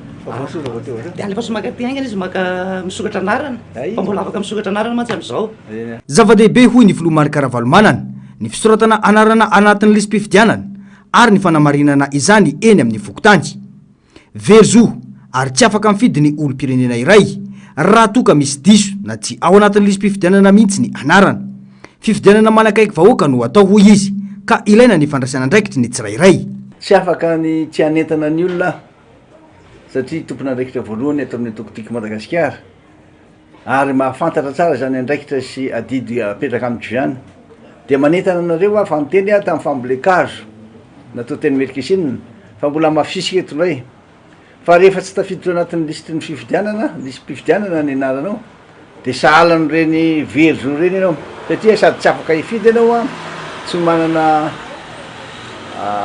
fahefana miditra anatin'ny bureau mpifidianana fa tonga ny fotoana anaovan'ny fifidianana ary ny fahafahanao mifidy de tena zavatra lehibe satria adidy zany a sy andraikitra eo anatin'ny firenena efa feno 20 taona zao ianao fa tokony andraikitra fa matsiaro tena tsara tokony andray andraikitra amin'ny firenena zany ka dia aza misarasara mihitsy fa tongava ny fokotany zay misy anareo a misy any laza fa hoe misy ro sefokotany zay manahirakirana resao moramora izy mba alaiky koa zay fotoana mba mampalalaka azy fiarahamonina tsy maintsy jerena foana ny fifandraisana ary isika malagasy manana zany fomba zay fanaja zany koa kare mba ifanaja zay zao raha tonga eto mbola vao maraina be amin'ny valo zao raha tonga de efa nandray anay ny chef-fokotany sy ny secrétaire miaramiasa aminy ka de misaotra sy makasitraka anareo izahay tena faly mihitsy ny faly satria hitako nareo fa tena mandray anay tanandro tokoa fa de mbola veriko ny mandeha mifarana amin'ny fa 10 volana février zao ia nareo le RAL na lay révision annuelle liste électorale no zany zany tsy maintsy ataonjakaina izy mbola manana 3 andro tsika etany ny fianakaviana ny mparay fokotany mpiaramonina zay olo patatra rehetra mba hisoratra anarana afatra ho amin'ny tompona andraikitra ny mpikambana tim satria tsika tiako Madagasikara de manana an'izany fomba zany hoe zao ny afatra de manome afatra zany ho an'ny mpikarakarany lisy mpifidianana sy ny ireo mpanaramaso rehetrarehetra reo manera Madagasikara aoka nareo mba tsy amela irery le olona zay mba manontany hoe inony zany tokony atao entany izy hoe sy vao mitondra andreo le hoe na manodidina koa zay feno 20 taona antoko ny ampandraisentsika ny safidim-bahoaka ny fisoratana anarana satria anao raha ohatra ka toy misoratra anarana hoe aveliko de tsy afaka anao ninina mihitsy anao na amin'ny fifidianana amin'ny andraikitra izay saninao ankoatr'izay azo atao tsara ihany koa ny makakara-pifidianana eny anivony fokotandry ho an'ireo zay tsy nakay izany tamin'ny fifidianana filoham-pirenena farany teo iny ho an'ny filoha Ravalomanana androany ny tena ny voanaka ny kara-pifidianana teny amin'ny fokotandry androany hoe voanaka an'le karatra satria za fandaza azy hoe zaka tsy akan'le karatra mihitsy raha mbola atao amboletra ihany ny fifidianana amin'ny 16 novembre io tena velako tany fa am'ty nalaiky ro izy satria fantatro fa tena fifidianana akaiky ny vahoaka tena misahana ny momba ny vahoaka amin'ny zany hoe be ny tanàny zany sy ny mpanolotsainy zany ary indrindra moa fa ny solombavam-bahoaka tena didy sy andraikitra mihitsy zany mijery ny fiarahamonina sy ny mpiarabelona ho an'ny fokotany faravohitra ambony manokana ny tombony tany ireo olona tonga nanoratra anarana tao anatin'ny lisy mpifidianana tamin'ity fanavozana isan-taona ity raha ny fanazavany lehibe ny fokotandry ho an'ny ity renim-pianakaviana ity izao androany ny tenany vao anoratra ny anarany ao anatin'ny lisy mpifidianana resy lahatra izy fa ilaina ny fandraisana andraikitra ho an'ny firenena zay vao soratra anarany fidy satria taloha varimbarina tsy de ndraika tam'le izy fa zao efa tsy mety tsony le petrapetraka satria tsy mety tsony ho avy ny taranaka sy ny firenena tsy maintsy njovona ary tsy maintsy mijoro amin'ny fahamarinana zava-dehibe ny fifanentanana tahaka izao ary profo fa misy akony eny anivon'ny fiarahamonina ny fanentanana ataony antokotima hoy ny filoha Ravalomanana raha ohatra ka ataontsika tsara ny fanentanana ny olona sy fampahafantarana azy ny asa zavatra tokony ataony satria efa feno 20 taona izy de manana didy sy andraikitra maolo-pirenena azy sady efa mba tonga taona izy zany de zay ny manlaza hoe tokony tsy salasala mihitsy manatona ny chef fokotany tokony ho hita eny anivon'ny fokotany tsirairay arak'izany de lisy mpifidianana mba ahafahany olo-pirenena mijery sy manamarina ny anarany tokony tsy ho very fa voatahiry eny anivon'ny fokotany ihany koa ny kara-pifidianana ho an'ireo zay tsy mbola nisitraka izany tany aloha ka mikasa aka izany amin'izao fotoana izao tsara moa ny manamarika fa efa nanamafy ny antso amin'ny fisoratana anarana sy ny fanamarinana ny anarany eo anivon'ny fokotany ihany koa ao anatin'izao fotoana izao ny teo anivon'ny FFKM de misaotra namana faly Ramananarivo Tanjona Ionja farimbona ao ambadika eo zany mandefa nireny fanadihadiana nataon'ny mpanao gazety Germain Nomenjanary no nanao ny fanadihadiana iny dia tamin'ny alatsinainy iny ny filoha Marc Ravalomanana zay nijery ny anarany tamin'ny lisy mpifidianana teny amin'ny fokotany faravohatra ambony nanamarina ihany koa ny anarany zanany tao anatin'izany ary napiditra zay mbola tokony nampidirina tao moa zany ary misy olo-pirenena ihany koa hitantsika tao anatin'izay tonga de miverina atao monsieur Rawily amin'izay tsika zay mpitarika amin'ny fivato Andriamato Rawily miarabanao aloha miarabanao faniry de miaraba koa ny mpijery sy ny mpiaino ny televizion MBS ty na ny eto toerany zany indrindrandrindra moa ny any ampitan-dranomasina any zay tsy visika no manaraka atsika miaraka amin'ny radio mada kafiany de miaraka amin'ny radio mada miaraba koa ny teknisianina rehetra ny ambadika any de miona hitondray zany sika aloha vako bay fa 7 amby fitopolo iny moa fanentanina avy amin'ny filomarika Ravalo manana mamarapara antsika satria 14 février androany rapitso 15 février fa nankatakintsika tamin'ny heriny zay tsaroko tamin'ny herinandro ianao vahiny teto amin'ny fandarina samy naminavinany tokony amoana daty malaky hanatanterahana fifidianana araka ny voatondro ny lalàna teo aloha zany le resaka communal tsy namoaka daty moa zany volavolana daty ny seny asa ve efa fantatry ny seny fa tsy possible zany ny gouvernement de tsy nampidirina tao anatin'izay proposition na daty zay tamin'ny heritaona satria dia tokony nanatanteraka ny fifidianana ben'ny tanàna zany satria tapitra 10 janvier ny mandahan'ireo ben'ny tanàna zany de nivoaka ny daty Andriamatora Rahoely 7 mai no hanatanterahana ny fifidianana solomamboka rehefa inona volana novambra 2024 no hanatanterahana fifidianana ben'ny tanàna miaraka amin'ny mpanolotsaina municipal sy communal fivato de manara-maso ny fiainana firenena amin'ny akabeany amin'ny mahafiarahamonimpirenena azy ary tena hoe mampandray anjara ny olona hanaraka sy handray anjara ara-politika mihitsy no any ny fanabeazana sy fitaizana ny vahoaka ny hevitry ny fivato avy hatrany satria ianareo matetika tena mitondra fanazava-kevitra momba ity resaka rafitra ty rafitra zany mpanao lalàna no hosafidiny vahoaka ary rafitra eny fotony amin'ny alalany vonim-bahoaka party tsinjara-pahefana CTD no hofidina ihany koa amin'ny fahin'ny volana novambra fivato avy hatrany sy ny fomba fijeriny amin'izay sotra-pifidianana ho avy zay misaotra ao faniry nipoitra tokoa iny ny daty zay natolotry ny seni efa nipoitra ihany ny daty iny teo alohaloha teo zay any amin'ny page Facebook ny mampiranakiraito anivon'ny gouvernemanta de nefa moa nahitsiny hoe sy izy iny nefa marina ihany ny farany de ny zavatra hoe niova kely zany de hoe tsy nampiarahana indray raha saika nampiarahana ny fifidianana solombavambahoaka sy ny communal zany de ny lasa ny embotra lavabe any amin'ny fahenina ny volana novambra iny moa ny daty ny communal zavatra tsikaritra dia hita soritra faniriny hoe tsy de mahaleo tena ny senia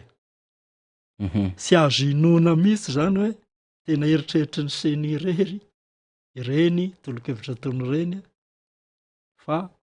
misy ny dinika efa hifanarahana amin'ny gouvernemanta zany hoe zao tenenina zao no atao ty aloha no alefaso ty no tratra de inona voaka ny seniny izy ka ino ny daty mivoaka ny ahany rehetra de zao raha nandeha ny fifidianana filohan'ny repoblika teo de raha sika mahafantatra fa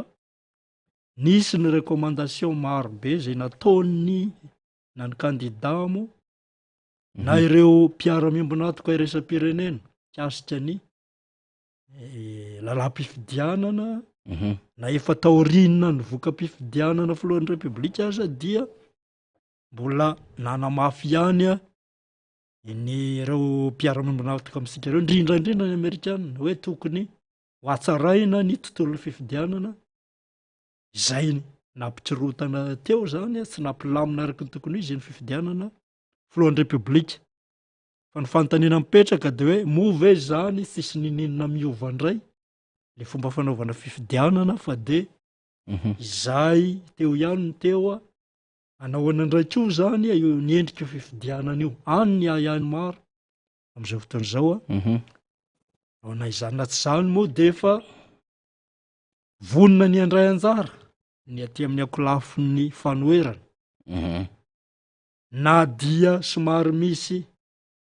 mitritra ihany aza satria raha sika mahafantatra ny vaovao farany fa de misy akolafy zay ny collectif ny Madagasikara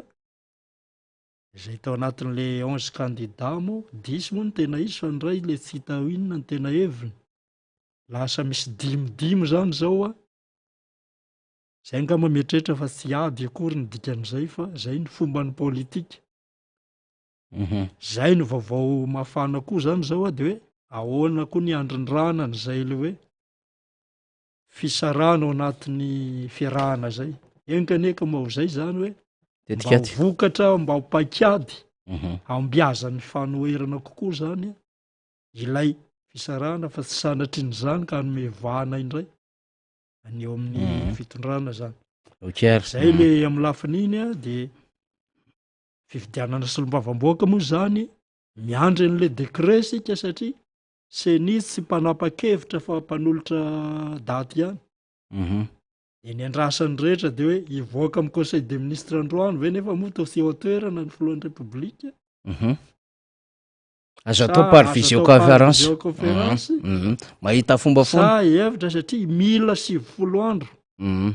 mialohan'ny fifidianana no sa maisa moanany ny décret iny a fanainganana le mpifidy zay tsika vao tena matoko hoe misy ny fifidianana zany zay no andrasina de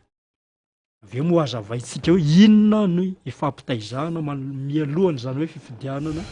indrindra hoe ateny miera-pirenena zany zay nametraka tamin'ny farany teto hatramin'izay ohatra ny ataontsika kitotoy eo resaka teny miera io tena ny assemblée sika zany sous-exploité tsy miasa araka ny tena tokony ho izy zay ny tena tokony ho aisy am'ty ary zay le nytenenako hoe deuxième mi-temps ty fifidianany ty ary ny république io assemblée nationale io no avokavoky ny république tsy isy fitondrana mandeha am'loniny eto raha io ny mbola gaby raraka oatra ny hatram'izay ihany de eo no anetanana ny rehetra hoe ny resaka fisaratananarana moa iny am'lisy mpifidianana zay efa nanetana ny filora valomanana teo fa mila fanetanana koa le fahaizantsika olo-pirenena mifidy misafidy an'izay olona tokony solotena eny anivony ny ateny miera zany hoe mba ielana am'izay ty fifidianana fahatany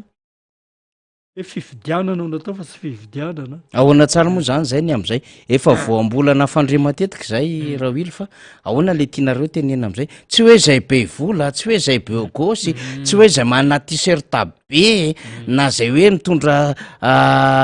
écran mobile ve sa inona le tianareo atao na tianao tenenina am'izay le tena tenenina le teneniko hoe misy andraikitra goavany eo amin'io ateny miera io fa ohatrany masika loatra moa miteny an'izay mety tsy hafaly ny reo solombavam-boaka namana fa izay araky ny fahitsiana zay mba hanitsiana sy hanatsarana ny manaraka de mahisy zay miteny fa tena hoe mila andraikitra angeza be indrindraindrindra am'le hoe mampanao lalàna hatram'izay ampandany lalàna ny député fa tsy mpanao lalàna zany projet de loi avy any amin'ny gouvernement no matetika alanina ao fa raha isaina ny proposition de loi ny ainga avy ety amin'ny ateny miera raha araky amby 500 nisan'ny solombavam-bahoaka atsika ao anatin'ny 5 taona misy 30 ve ny proposition de loi na ny tolo-dalàna mba hatolotry ny solombavam-bahoaka ho lanina eo amin'ny ateny miera izy ihany no député ihany mandany fa lasa mpandany fotsiny ihany nylay ampireveny le gouvernement zany hoe le député tsika lasa ampiasainy ny gouvernement tam'izay itiavany azy kanefa no mifanohitra am'izay ny tokony izy tokony ny ateny miera no mampiasa ny gouvernement araka zay mety ho tombosombahoaka akoatrin'le hoe mpanaramaso miasa ny gouvernementmason'le gouvernement fa le olana ane na nylasa mifamadika alisy na le olona mpifidy ny vahoaka mpifidy na ny candidat de tsy mahatsapa loatra ny lanjany zay atao hoe andraikitra na mahavesatra de mavesatra ny solombavam-bahoaka izay am'le maha hoe mpanaramaso ny gouvernementa sy ny ratsa mangaikany ny ratsa mangaikany gouvernementa koa ny rahana maso e zay le fanontaniana mipetraka hoe move mahavitan'izay andraikitra zay ny solombavam-bahoaka teto hatram'izay tsy ny am'izao mandaha zao ihany fa hatram'izay mihitsy no hitanay fa ohatrany tsy manao loatra an'ilay andraikitra tena manandrify azy ny solombavam-bahoaka ny fanaraha-maso ny gouvernementa zany misy fomba maro amin'ny alalany hoe ny fandritsika matetika zao de ny lalàna amin'ny feniteti-bolam-panjakana ny loi de finance zay vao nolanina tamin'iny farany taona teo iny ny roa volana faharoa dia fempotoana andanina ny io lalàna amin'ny fentetym-bolam-panjakana io satria raha sika mahafantatra amin'ny tany republikanina tsy zay tiany mpanatanteraka atao no atao akory na ny filohan'ny repoblika tenao an'izao de zay no ataony fa tsy maintsy ierana zay no mahateny miera ny atao hoe depute na ny ateny miera-pirenena ierana eo amin'ny ateny miera-pirenena zay vao afaka manatanteraka ny gouvernemanta ariany filoham-pirenena sy ny premier ministre zay no tena ohatra adinosika vahoaka indraindray zany hoe ny zavatra entinao mandeha na tsy mandeha de miakina voalohany aloha eny amin'ny ateny miera rehefa manapatapaka izy no mpanapaka tsy inona fa mpanatanteraka fotsiny ny andaniny raha oharysika amin'ny orinasa dia sahalala mitovitovy amin'ny conseil d'administration ny député de any amin'ny direction générale any ny toeran'ny premier ministre sy ny gouvernemanta ka ny conseil d'administration raha amin'ny orinasa na société ino no manapaka ny zavatra rehetra fa mpanatanteraka fotsiny ny ary amin'ny direction générale sy ny ekipany de io zany conseil d'administration no manara-maso ny direction générale tariny DG sy ny ekipany de ohatrohatran'izay keo ny ato amin'ny fitantanana firenena io ateny mery io ny sahalala amin'ny hoe conseil d'administration raha amin'ny orinasa zany zany manana ny toerany lehibe izy no mirecruter ny DG zay ny dikany hoe manendry an'le premier ministre ny de iny manana ny ekipany dikan'izany manara-maso ny asan'ny raha amin'ny orinasa izy de hoe le direction générale sy ny ekipany raha ny conseil d'administration maso rehefa misy tsy mety de reo no manala azy de ohatran'izay koa ty amin'ny fitantanana firenena ka ny fantanena mipetraka moa ve le député sika hatramin'izay mipetraka marina amin'izay toerana mahatena tompon-draharaha azy zay hoe izy no mpanapaka eto amin'ny firenenany fa lasa mpangatabola any amin'ny ministra indray no ataondry zalahy rehefa avy eo de sy raisy ny ministra ny telefona mimenimenina sy mipetraka sy hainao no mipetraka amin'ny toerana misy anao sy tokony angatabola any fa ato amin'ny fanapahany ianao no manamboatra raha misy tombosoanao azo amboarina amboa zay ny vahoaka sy sarotiny ane amin'izay tombosoa alain'ny député fa ny mahasarotiny olona hoe le ndraikitra tsy vitany hoe sady tsy tena mahasolo tena le vahoaka tsy mahavita manara-maso loi de finance ny ohatra hoe amin'ny alalan'ny teti-bolam-panjakana io tena indehibe ny firenena roa volana nefa ny atao session budgétaire raha ny tena tokony ho izy de tonga aloha ny ministra amin'ny voalohany manao an'le proposition ny loi de finance iny de eo le député de efa manao fanitsiana de miverina indray mandeha any araky ny fanitsiana hitan'ny député zay vao tokony ho lanina zay raha izay fa ny asika 48 heures farafahabeny no andaninan'iny page efa 400 page amina loi de finance zay tsy vakiany député akory mba tsy lazany hoe misy tsy mbola afaka zany mahafety tsara zany zay le ny zava-boalazany zany ary tsy mora aindehibe ny firenena nefiny mandrafitra ny loi de finance de eo le anisany mampime misy n'le fanatrehana miaraka amin'ny gouvernemanta hoe question réponse zany hoe miaso ny membre-ny gouvernemanta ny solombavam-bahoaka de eo izy no manontany hoe nanino ny teny tsy vita ahoana ny fandehany ity de manazava ny membre-ny gouvernemanta ny atony tsy mampandeha azy araky ny tokony ho izy na ny tsy avy-tany azy zay ny tokony ho izy am'le question réponse fa ny aty amintsika indray fotoana fanomezana fitorana voninkazo ny gouvernemanta no atao ao de fangatahana mangataka zay mba ho atao indray ny lalana tsy fotoana fangatahana amin'le fotoana fifanatrehana fa rehefa misy zavatra angatahanao zany de hoe alohan'ny andrafetana an'le loi lalàna amin'ny fenitety-bolam-panjakana no efa ampidirinao amin'ny alalan'ny conférence budgétaire any amin'ny district na région zay misy an'le conférence budgétaire alohan'ny andrafetan'ny gouvernemanta an'lay le tetibola zany any zany ny député nefa tokony hoe zay ne no itety tsy maintsy itetezany commune sy fokotany azy hoe inona ny tokony ho atao aty inona ny tokony ho atao ary amin'ny district resy ny commune ty indray any am'le siady iny satria misy an'le demande sy le programme d'emploi sy ny sisa fanaraka an'izay raha ho ileto zany miditra any am'le tena hoe le tena hoe rôle anjara asan'le solomavamboaka mihitsy mba ho fantatry le olom-pirenena zany am'izay fotoan'izay satria akoatran'le solomavamboaka tokony hafantatra ny ataony izy tokony hoe mahagagy ohatrany hoe zay ololo malaza zay mety hoe azona maro anisa fa tsy mieritreritra n'le tena asan'le solomavambahoaka satria moa zay maro anisa zany mba hahafana miaran'le fitondrana ny tanjona aty amin'ny tany mahandro zany no mety fa any amin'ny tany manan-karena zany de hoe tena manana andraikitra lehibe mihitsy ary atahorana amina firenena ray zany hoe député zany tsy mbola sénateur raha ny adevitra resako fa zany député zany ho an'ny fivato le matora wily ianareo sehatra hatramin'izay sy mba mandinika amin'ny fiainana sy ny raharaha-pirenena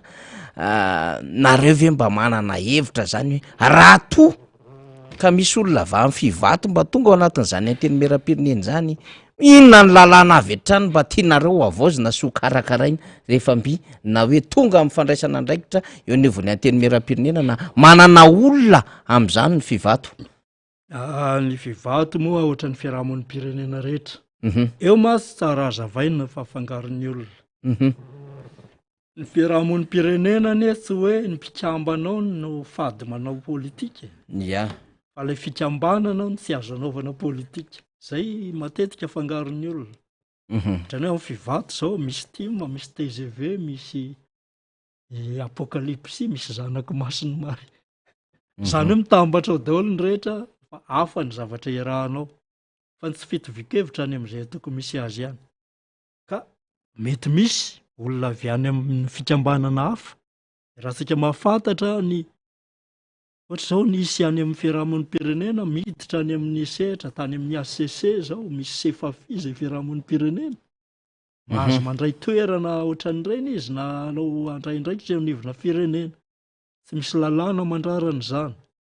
fa le mampifangaro ny asan'ny firaisamon'ny pirenena amin'ny fanaovana politika no mila fitandremana zany zay tsara hazavaina ka ianao manontany eo hoe raha manana olona zay no anazavanay sy anainganay ianareo vahoaka mandinika rehetra zany fivato moa tsy mpiteny vahoaka madinika zany fa vahoaka mandinika ny azy satria misy vavety miforona manisaka eo raha vahoaka madinika nresahana ka manomboka zao tsika mandiny zavatra am'izay fa tsy le olon'olom-pona sy piraharaha ty lasa olon'olom-pona sy piraharaha de lasa ny olona ny manao an'ny zavatra tokony ataotsika mila manisy an'izay tsika zany ka lay azavaineto zany misy tena mahita fa misy olo-manga be debe to anivon'ny firenena faniry any anivona fiarahamonina any zay mahavita tsara ny andraikitry ny zany hoe ty solom-bavamboaka ty tokony ho ministra ty tokony ho ben'ny tanàna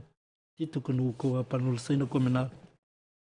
fa tena lasa efa very repera le mpifidy misy tena olona zany voaresana hoe ihany indra nga raha lefa député mey ny sasany satria nahoana le sarisariny zany député zany de olona tokony ho milliardaire tokony manana fiara maromaro tokony misy sarisary ohatran'izay zany le omen'ny olona any anivona fiarahamonina zay tokony ahisy zany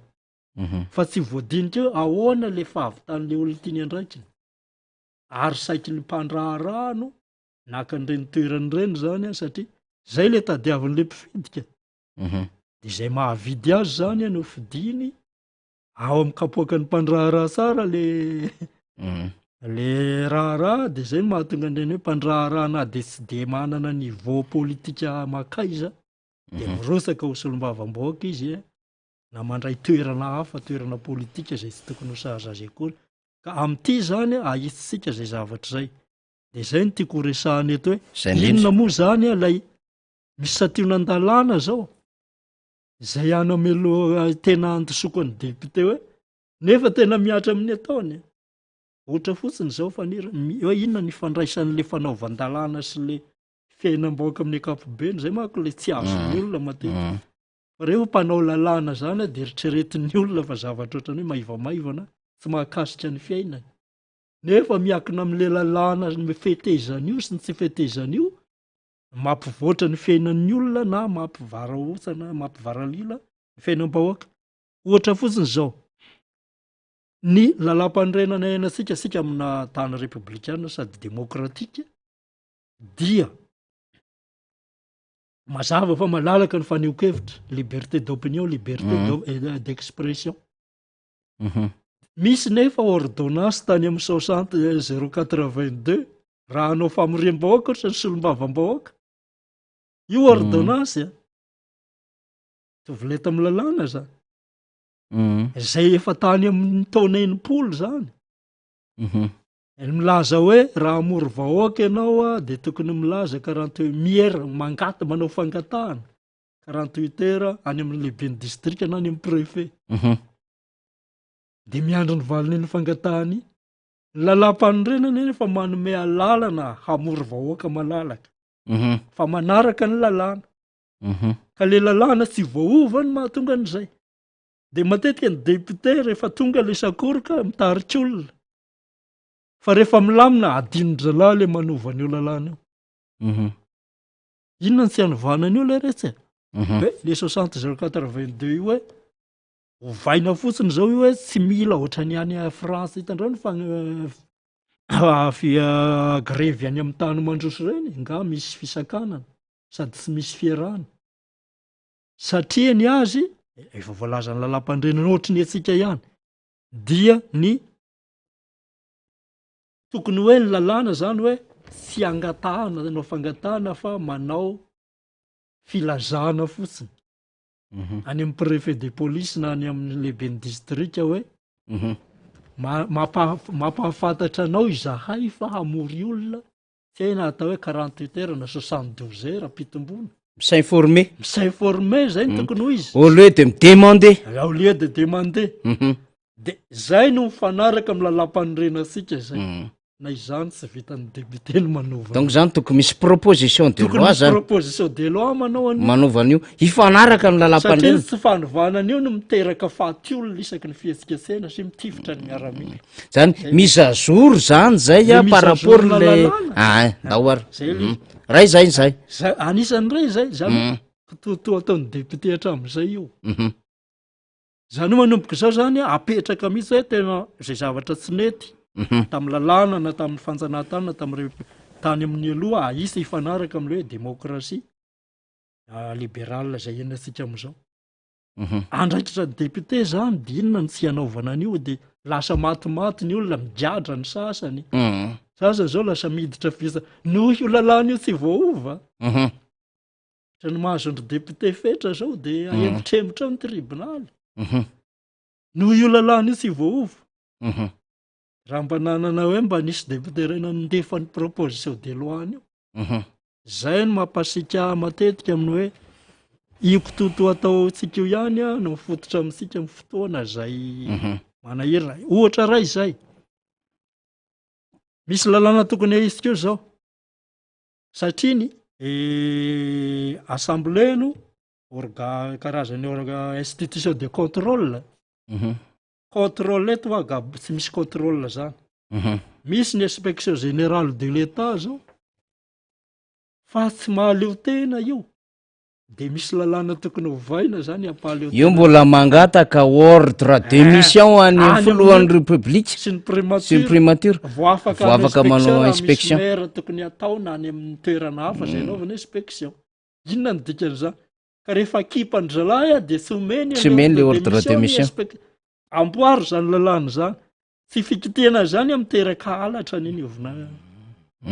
ampitatana any ary ny inspection générale de l'état anisan'ny teny ihany amin'ny fahaverezam-bola betsaka ihany teto amin'ny firenena zay na le isika hoa tsy miaraky tsy misy fahatrana zany eto fa be vola eto fa taridrano kilaila de zaravilona de misy olombisiny migalabona miarena pirenena eto ny lalàna sika tsy mamela azo enjenako lalàna daholo ny fototry zany de rehetra ny cour de compte koa ve ao anisan'izay satria ny cour de compte to manao rapport d'activité a fa tsy manana recours ahafahana manenjy iaona koa ny kitiana an'izany ka manana volonté politika tena anarina firenena ve sika sa hotoizana gaboraraka sy ny alatra eto zay ny mahatonga avokavoko ny république ny assemblée nationale averitra matetika isaka ny mahazo micro zay fa tsika ry amin'ny exécutif arivana ny kotabaisika kony azy zay tapaka ry no arahanitra menao fahalalahana angalatra izy tsy angalatra tsy misy balizy akory ahafahana manenjika azy ray faharoa manaraka efa ohatra roa zay meko anao tao zay miresaka haute cour de justice antsika zao ny texte fanenjehana ny olona tsara ny haute cour de justice any ny membre ny gouvernement sy ny chef d'institution président ACC haute cour de justice misaran'ireny sy ny président assemblée sy ny premier ministre ary ny membre ny gouvernement fa le texte am'le procédure fisarahana azy am'izay indray rehefa tsy lany eo amin'ny assemblée nationale de tsy azo anjehana misy commission mise en accusation misy commission mise en accusation de manao siapiko eo isa fotsiny ry zalahy tsy tratrany corrompre lasa tsy miasa ny haute cour de justice satria io ny autorisé zany makany amin'ny procureur zany mba ahafahana manenjika an'ilay manana olona volonté sy finiavana tena anisy ny firenena eto amin'ny firenena ve tsika dikitina fotsiny hoe le andinin-dalàna na atao hoe mandalo eny fa rehefa indrono fiapikota de tokony avy de mandeha ho azy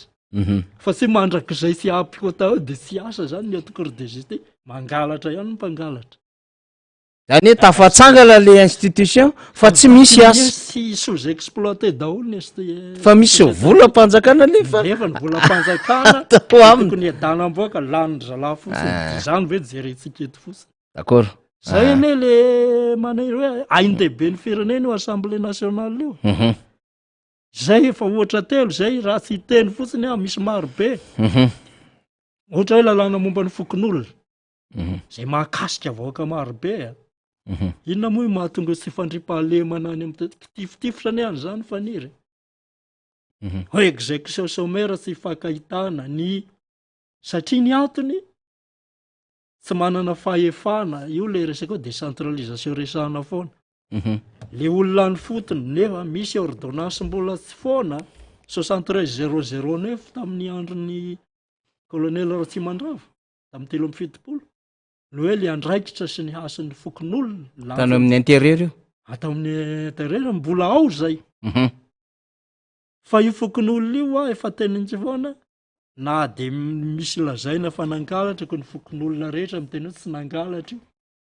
de ny fisarana afaka manasa azy ihany hoe nangalatra io na tsy nahita azy anamafisana zay lalàna sy fahefan'ny fokon'olona zany ateny miera-pirenena no manao an'izany dinona ny tsy anaovany an'izany ary zay ne no mampasika hoe zalahy variana amin'ny bizina fa le tena ndraiky ny tsy ataony nefa any amin'ny fiainam-bahoaka zany raha misy ho tantaraina tena maro be zoko be rawily ny fotoana mandeha ihany za mieritreritra hoe somary aka fotoana indray tsika manaraka kely eo satria misy lalàna maro be efa mamesy papa zany ianao io am'izay mety ho futur député zany ny tena hoe futur député zay hijery ny asa mpanantanteraka sy manamboatra lalàna fa tsy hoe hizara paraky de zay manko nataon'le député bojy mampome kely le bois kely iny zany hoe raha zany lany de hizara paraky hizara kafe sy dité ho an'ny mpiaritory hizara n'zao sinsisasisy mo bois kely tsy azoko misy le banty kely reny nitady au premier plan politique hevitrako totohatra reny fa ataoko karazana fampidina fotsiny zay fa tehiteny ako Andriamatora Wily raha zay ny zava-misy vokatry ny zavatra hita amin'ny fivato any amin'ny fiarahamonina ve ny mahatonga anareo teny an'izay satria raha ny fantatra ianao mivezivezy ery Madagasikara misy kagrave be foana saika andalovanareo asa na ianao zao lehibe ny tanàna voatifitra tany Belo Tsirbiana misy ny Belo sur Mer indray ao aty Mabo iny fa misy ny Belo sur Tsirbiana district zany zay resahako zay zay le teneniko betsaka ny voatifitra fa misy tsy ny vaovao ndea reny no enitsika ny vaovao reny inona moa no mahatonga ny reny de problema amin'ny tontolona fisarana ihany. Resaka fisarantsika zany ao anatin'le fanitsiana lalàna daholo tokony ho atao. Io moa tsy tiavany zareo amin'ny fisarana na miteniteny eo matetika fa aretina eto amin'ny firenena izy dia tsy maintsy resana. Rehefa amin'ny resaka fisarana tsy voatery hoe mpisara rery fa le tontolon'ny fisarana misy lalàna tokony izy ao. Misy ahoana ny fifandraisan'ny mpisara sy ny fahefanam-panatanteraka, ahoana ny ireo grefie sy ny karazany,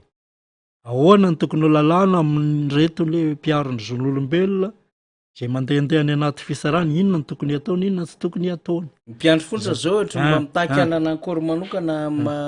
tsy hoe direction foany zahay. Misy mba mitakitaky anambady any tokony tsy direction tsy mety zany faniry zay ny atao za miteny etiko ny tony aza efa tsy mety ny hanomezana ministeran'ny gendarme sy polisy ny mbola ampina ny mpiandro fonjanina indray.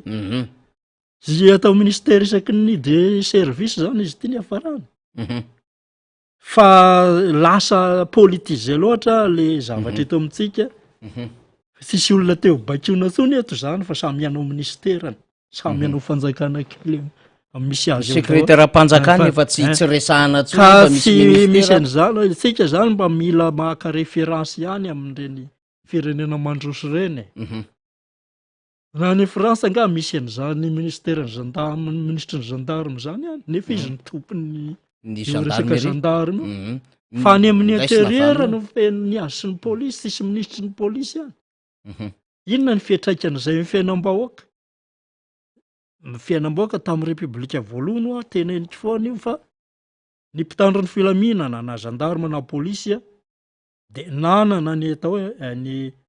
autorité civile, chef district sy ny maire, nanana ny atao hoe pouvoir de notation ny fihetsiky n'ireny mpitandro ny filaminana ireny na fahafahana manome noty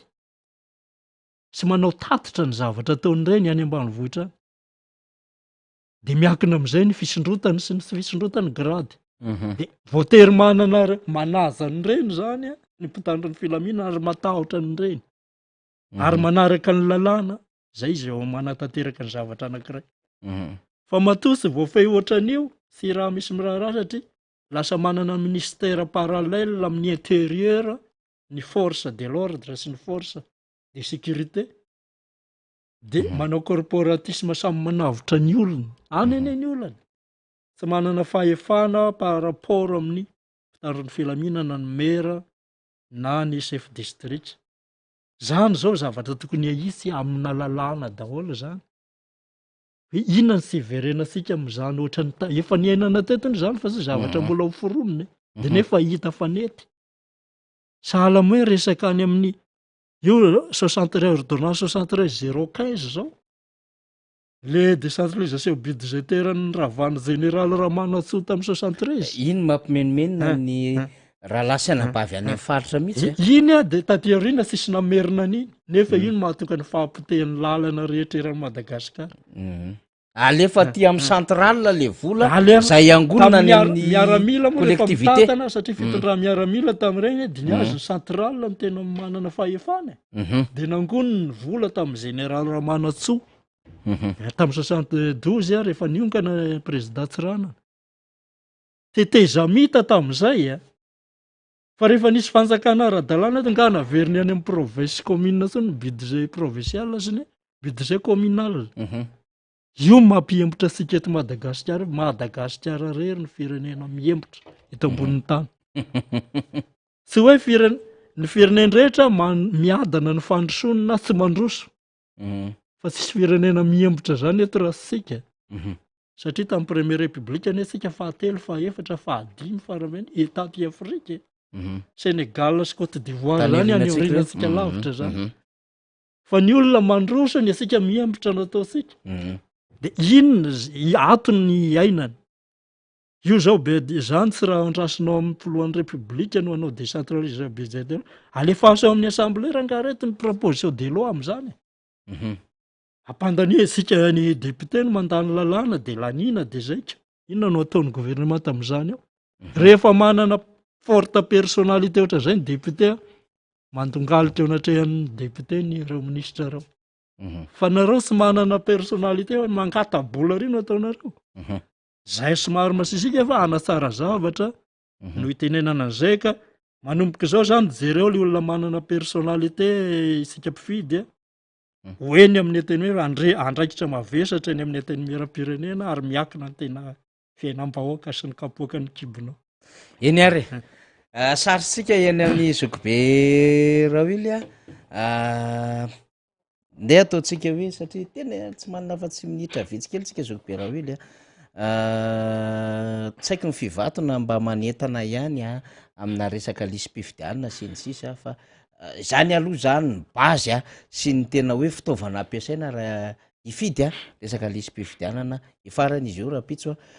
mba mety manana hevitra sy fijery am'izay zany fivato ve indrindrandrindra any amin'ny faritra any tahaka ny hoe tsiromandidy bongolava sy ny rehetrarehetra moa zany tsara resahana mila lisy-pifidianana mila mailosika zany ny zo faran'izay tsotra indrindra aloha de miezaka manenjika zay mbola tsy nanao an'izay zany mbola misy ny andro raha-pitso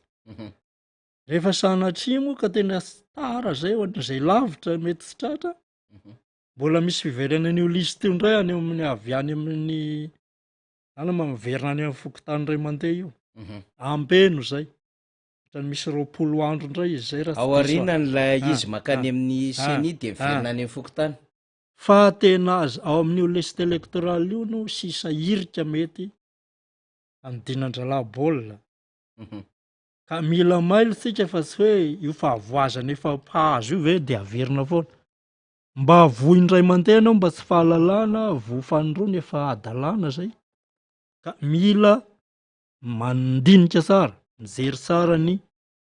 io lisy-pifidianana io mba etano ny rehetra satria tsy afaka anovatsika raha tsy ao anaty amin'ny alalan'ny fifidianana ihany eo le tsara azavaina hoe fa maninona ny tsy nifidy teoko zao indray fifidianana misy mamendrofendro am'izany tsy mitovy le fandraisana teo fifidianana filohan'ny repoblika sy olom-bavam-bahoaka filohan'ny repoblika mora angalarana atambatra be aty ambony aty ny vato de tsy fakahitana tsony avy eo vadika fa tia efa voaisa ry de efa fantatro ianina zao ny elanelam-bato misy ka rehefa mba écraser le adversaire sarotra ny angalarana amin'iny raha vao miteritery eo aloha de misy foanany de mitsimbadika ny raha raka mila mifanetany sika amin'ny fanaraha-maso liste électorale ny amin'le fotoana fifidianana rehefa tonga zay fotoana zay zany zay ny mikasika ny io ny resaka fitolona fifidianana iny ny lista mbola iverina indray rehefa avy eo raha sy tafiditra anao mila ambenanao i fiverenana eo aza atao kototo fa tena ao ny ain-dehibe ny firenena raha toka tena tapa-kevitra hanavitra nyity firenena ty sika zany afatra ao ampikambana fivato raha sy ireo mety zay hoe olona zay tena maniry mba te hovanja fivato zany ny olona satria misy fomba fiteny zay hoe rehefa miditra tsehatra amin'ny fivato amin'ny olona ny fiarahamonina de miorooro ny rafitra anatina raha minitra 2 minitra angamba raha oely zay matsy ny hoe le fivato ny atom-pisiny de hoe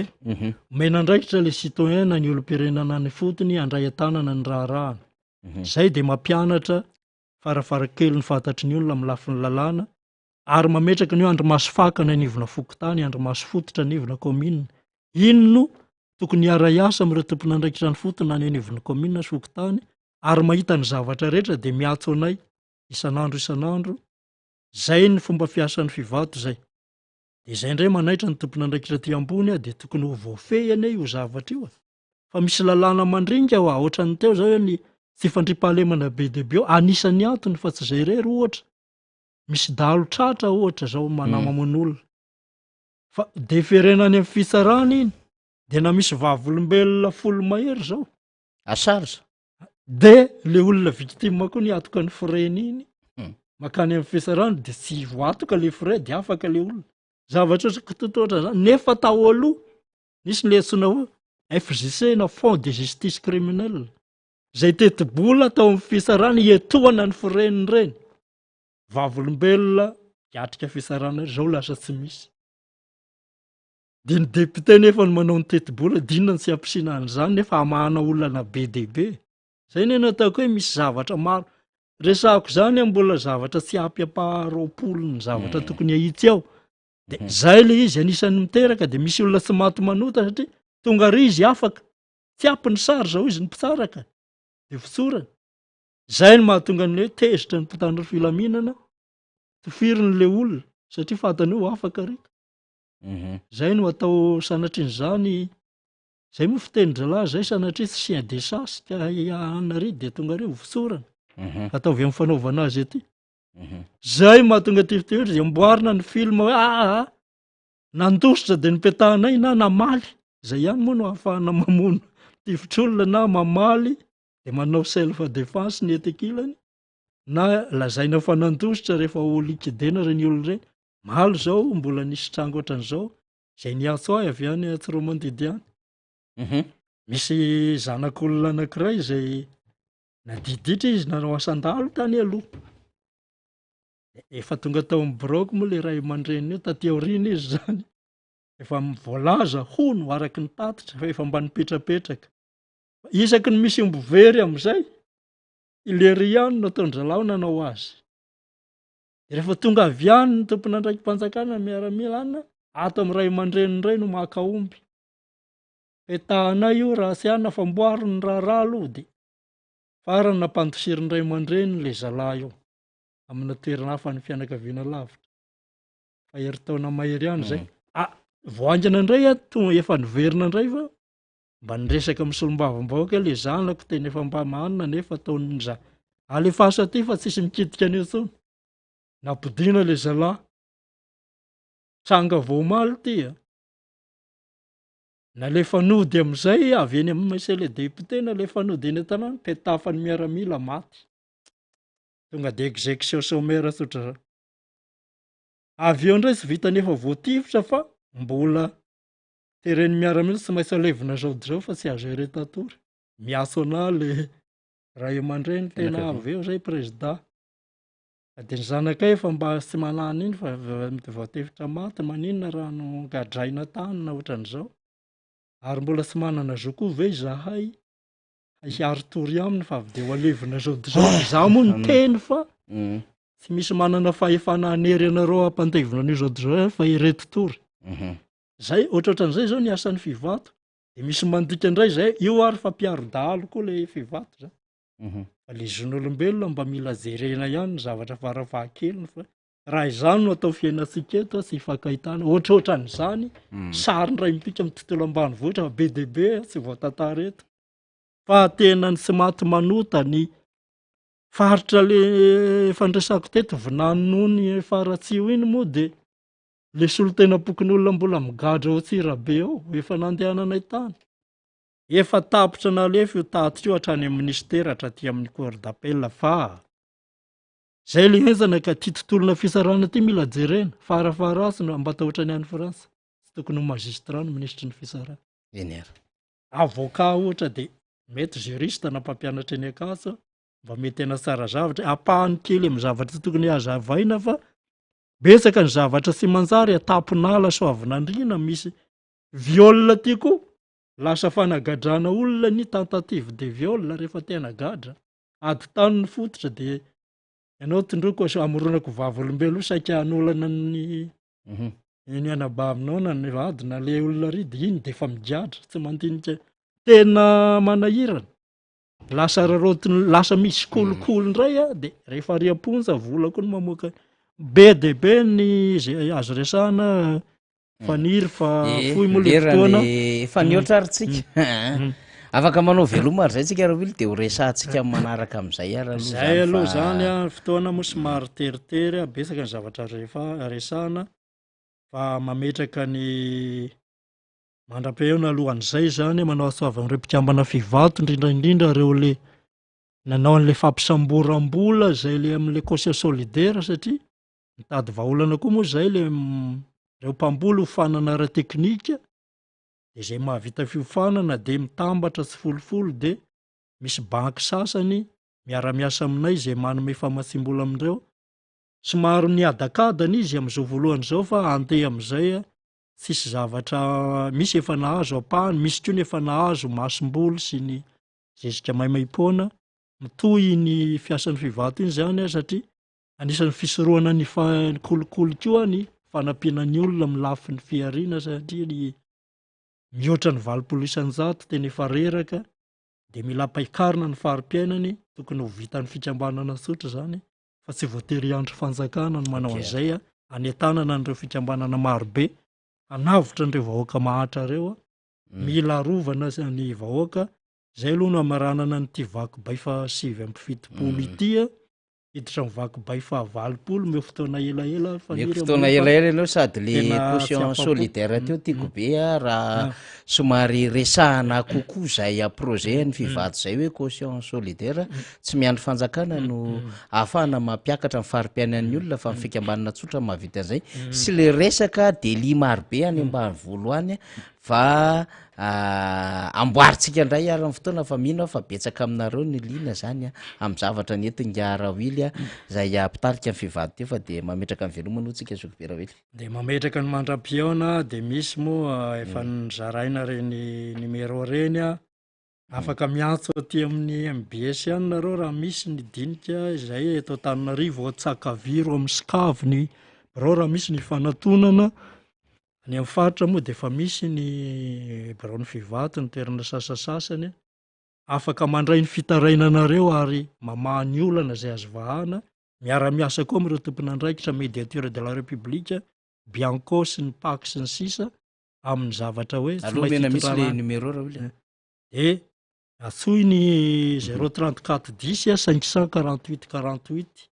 zay ny telomoa 034 10 548 48 ary 033 87 854 54 033 887 033 aloha 033 87 854 54 zay nany de mandra-pamaky bay fa 20 ndray de makasitraka nareo zay nieno hatramin'ny farany makasitraka de ialatsiny namana ambadika eo amin'ny fandrindrana ny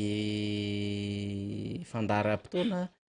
grille de programme samy hafa zany sy ny resaka programmation zany ny oatra kely satria tsika koa tara fanomboana fa zava-dehibe ny fampiresana teto amin'ny fandarina miara-manonja de mame fotoana indray ho andrapitsy fa 5 volana febroary sombamboaka fa hadevitra hafandray ny oeditsika anatin'ny fandarina miara-manonja miaraka amin'ny MBS sy ny radio Mada de misaotra tsika rehetra azadino mandefa ny afatra sy izay tsara ho fantatra sy izay etaetantsika tsara ho fampiniana ao aminatin'ilay 34 12 940 zay hifandraisanao amin'ny tompon'andraikitra eto anivo miara-manonja de misaotra ny teknisiany tsika zay tarehan'ny faly tanjona ijosoa ambadika ao ny any ambony Jean Classe Radany sy namana rehetra mpiara-miasa mpanao gazety miparitaka ho any rapitsondray tobo klasy tobo avy